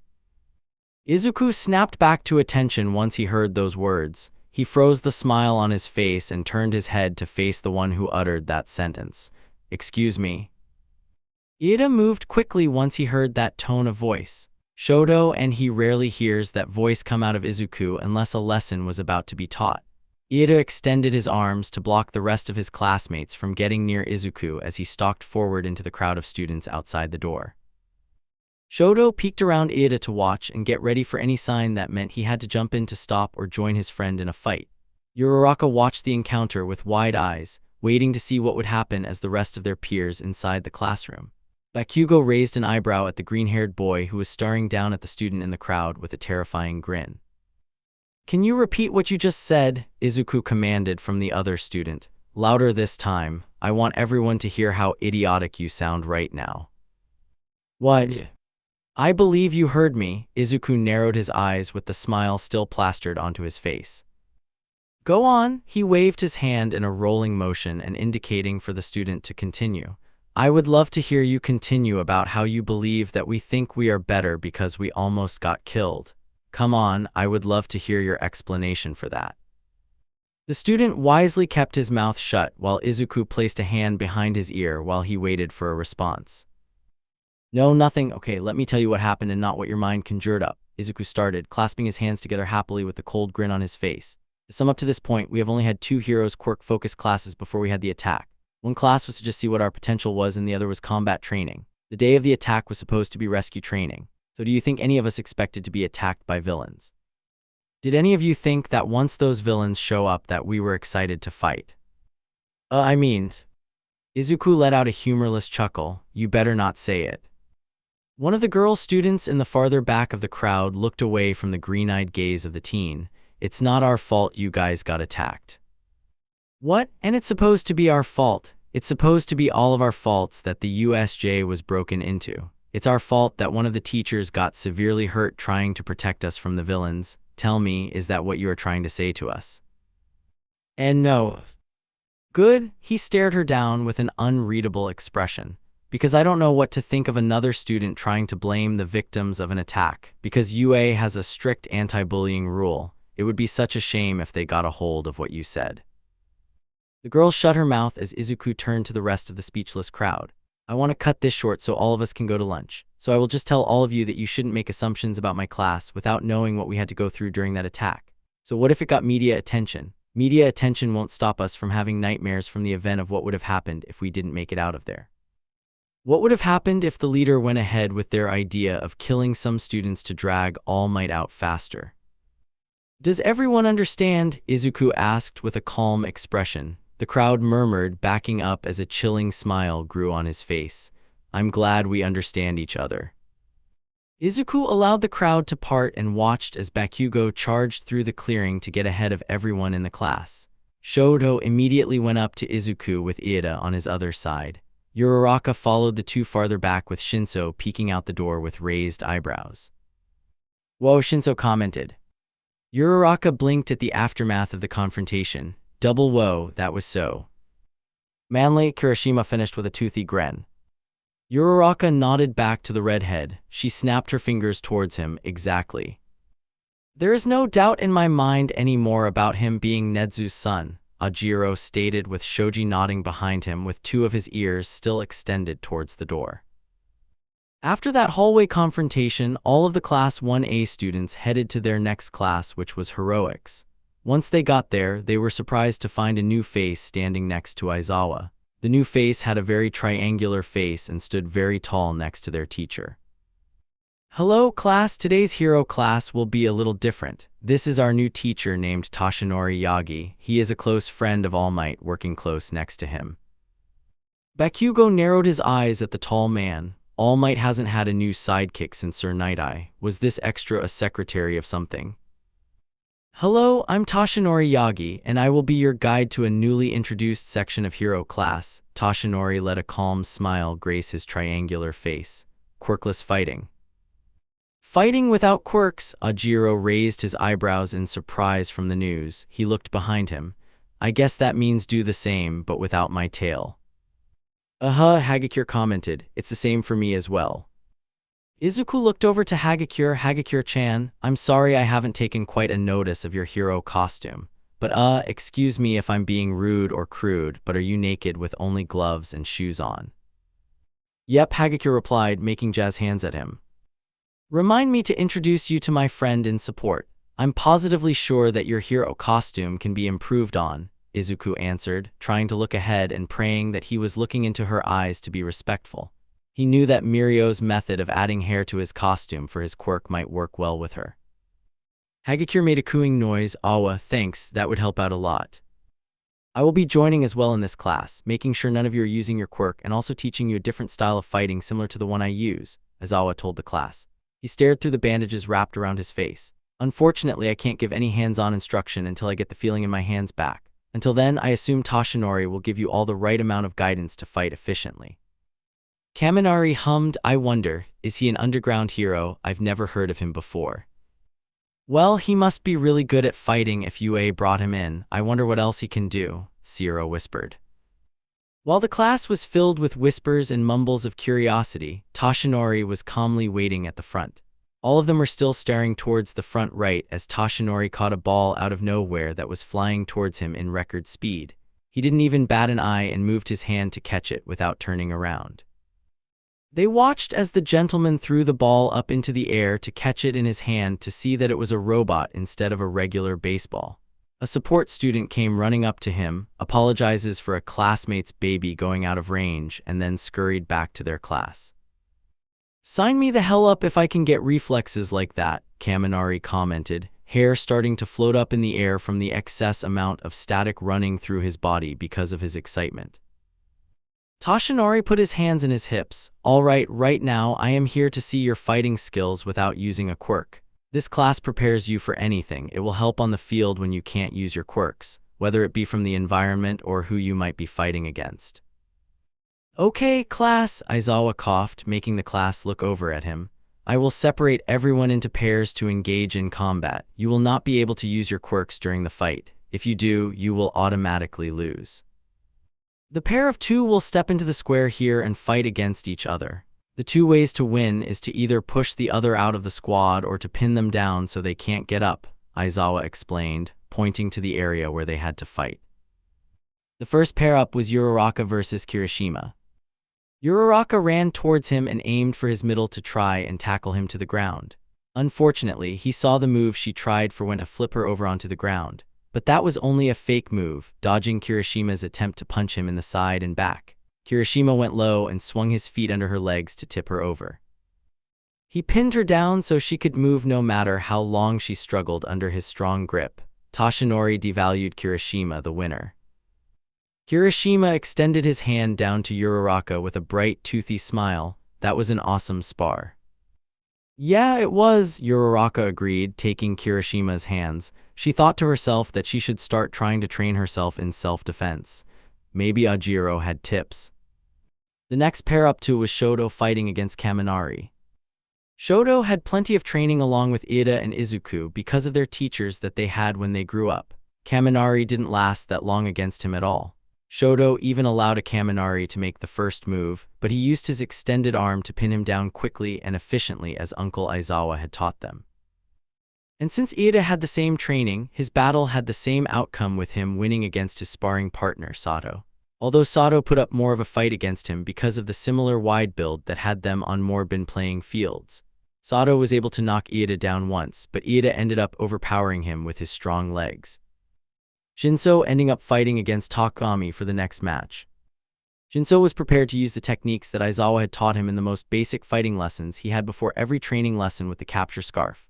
Takami and Shinso went head-to-head with their bare fists, ducking their heads when either of them got too close to landing a good hit. Unfortunately, the fight ended sooner rather than later because Dark Shadow blocked Takami from an incoming punch that was aimed at his neck. Takami immediately lost the fight with Dark Shadow's rushed apology downing out Toshinori's softer voice. Aoyama and Hagakure fought against each other. Hagakure had more clothes on for the match so he could see if her fists were heading towards his face. But even the clothes didn't help because he was too absorbed in what he was doing to notice how Hagakure was steadily pushing him out of the bounds they had set up. Aoyama nervously laughed when he realized he was pushed out of bounds while Hagakure let out an excited whoop with her gloved hands in the air. Jiro and Tsuyu faced against the other next. Jiro started first with Tsuyu running after her fast. Jiro knew a few things that allowed her to start strong with going for a fake punch only to swerve in a different direction to land a hit on Tsuyu's side. Jiro landed another hit by kicking Tsuyu in the butt literally.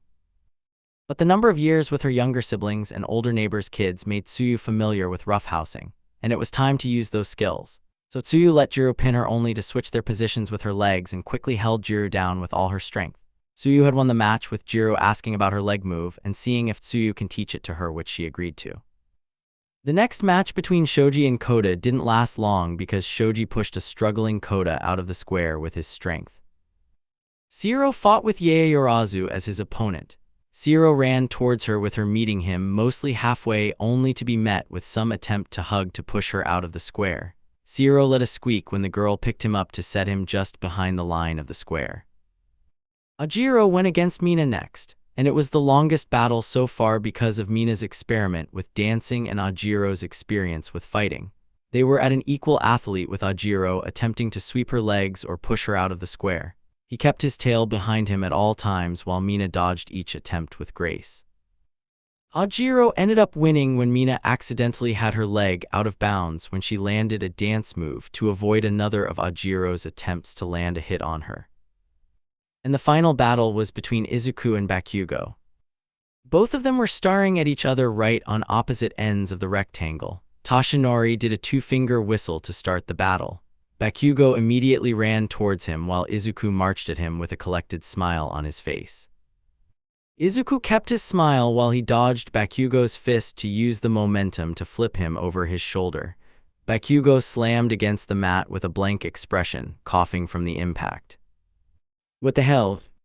I noticed you lead with from the same hand from the 2 times you aimed at Kurogiri during the attack. Both times you used the same beginning move. I guessed that you might begin like it again during our fight," Izuku grinned, bending down to stare into the angry red eyes of the blonde.